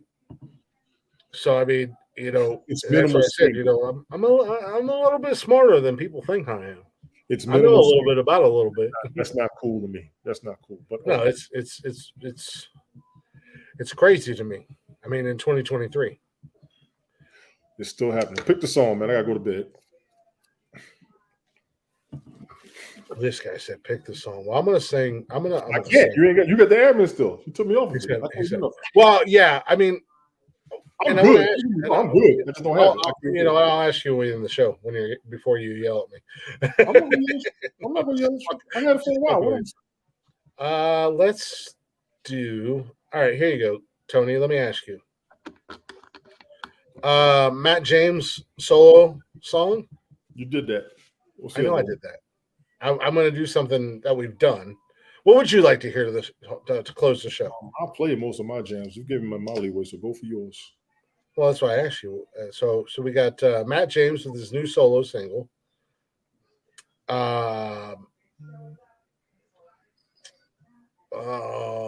You know what? Oh, shit. Why do I have that on here twice? Actually, you know what? We haven't done this in a hot minute. Let's run a little Blacktop Mojo featuring. Excuse me. That one came out of nowhere. Okay. We appreciate y'all listening. We appreciate y'all hanging out. Hopefully you enjoyed the show tonight. This is what we do on Monday nights, ladies and gentlemen. Believe it or not, typically on Mondays, Tony and I start out a little slow. Then we pick up pace, and then we get deep. We travel down the road. I enjoy having these conversations with Tony. Jeff's not here to steamroll and prematurely ejaculate all over us. I do enjoy these conversations on Monday. We do have a tendency to get pretty deep and maybe a little inspirational, whatever. But hopefully you guys enjoyed the show. We appreciate you guys listening. If you're not already, go ahead and check us out on Facebook, Instagram, Twitter, and TikTok. Don't forget you can join us live. You can get into the conversation and shoot your shit with us on YouTube and Twitch every Monday, Wednesday, and Saturday night, 6 p.m.-ish. And if you can't listen to us live, go ahead and check out that Spotify. Shout out to all of our new listeners on Spotify and all the other podcast platforms that they are listening to, which just in the last 3 days, wow, Tony D. I'm listening. But shout out to all our new listeners. Hopefully you guys will make your way into our lives. You can find us everywhere at Nonsensical Nonsense Podcast. Go ahead and give us a follow, give us a like, give us a listen. If you'd be so kind, don't forget to give us a share. Let other people know about us. Let us know what we're doing, or let them know what we're doing, not us. Don't let us know what we're doing, because we know what we're doing. Duh. We're the creators. But let other people know what we're doing. And if you're watching us live, feel free to share the live out. We do enjoy the chatters box. We do enjoy the conversation, and we do try to get you guys involved with this as much as we possibly can. All three of us are guilty of being long-winded. But with that being said, enjoy a little Blacktop Mojo featuring Dylan Wheeler with their cover of Getaway Car. Go ahead and check out Blacktop Mojo wherever you stream music and on all social media at Blacktop Mojo. Check out Dylan Wheeler on YouTube at Dylan Wheeler. Go show the guys some love. Go check them out. They will be on tour soon. I know they will, because they're always on tour. And the boys in Blacktop Mojo are working on their new album, Mojo 5, ladies and gentlemen. I can't wait. Cannot wait. You know I'm excited. Here we go.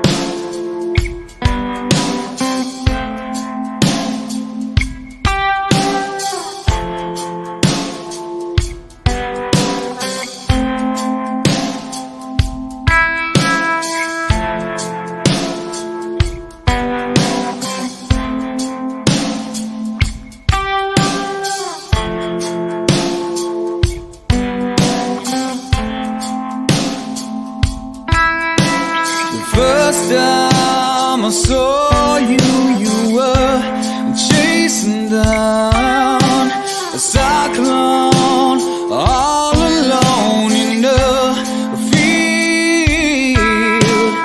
Rail yards and clovers, I kept rolling on. I never thought you'd wind up chasing me.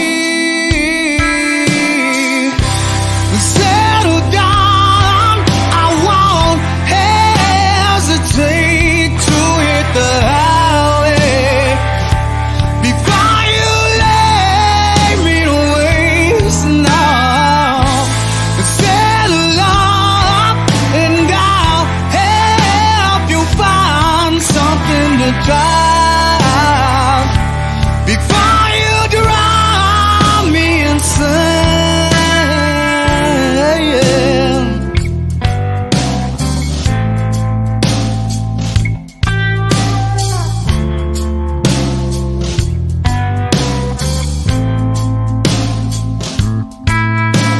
You're tired of walking, you below the ground. The sidewalk will barely touch your feet. Life moves too slowly to hold you down. With ringing hair, you take it out on me. Well, settle down, I won't hesitate to hit the highway before you lay me to waste. No, settle up and I'll help you find something to drive before you drive me insane. So get yourself a car, drive it all alone. Ooh, get yourself a car and ride it on the wind. Yeah, get yourself a car and drive it all alone. Ooh, get yourself a car and ride it on the wind.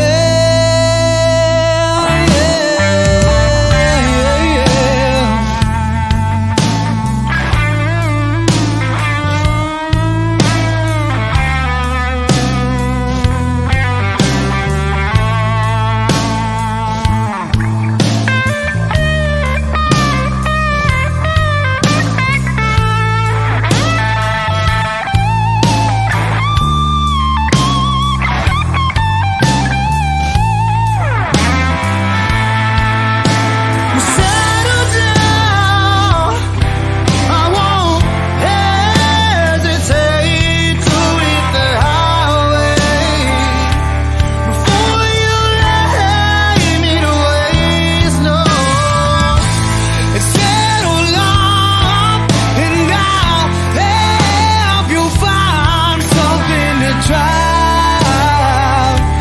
before you drive me insane. So get yourself a car and drive it all alone. Ooh, get yourself a car and ride it on the wind. Yeah, get yourself a car and drive it all alone. Ooh, get yourself a car, ride it on the wind. Yeah.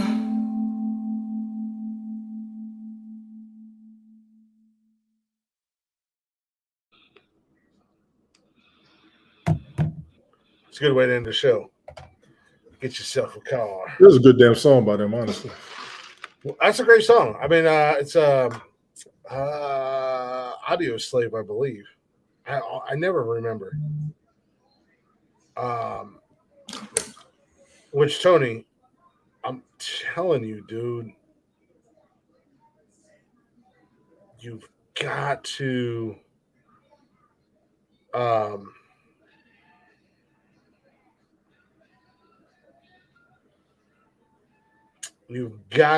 look up Chris Cornell.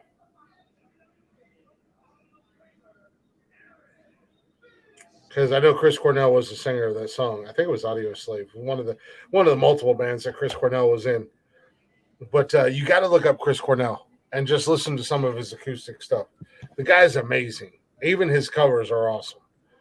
I think you know, it's not necessarily like your typical cup of tea, but I think if you listen to a little Audio Slave, STP, whatever, you'll find some stuff that you like in it. You're gonna find some stuff that grabs you and hits you.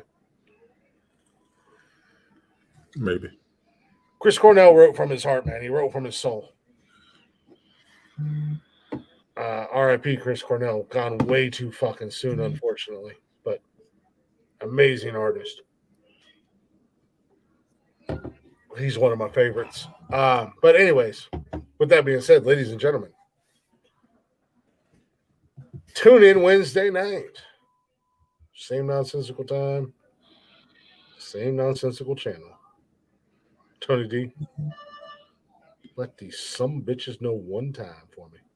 Mother had you, mother made you, motherfucker. Go to bed, motherfuckers. Yeah, go to bed, you bitch made motherfuckers. I'm gonna go eat and watch TV with my lady.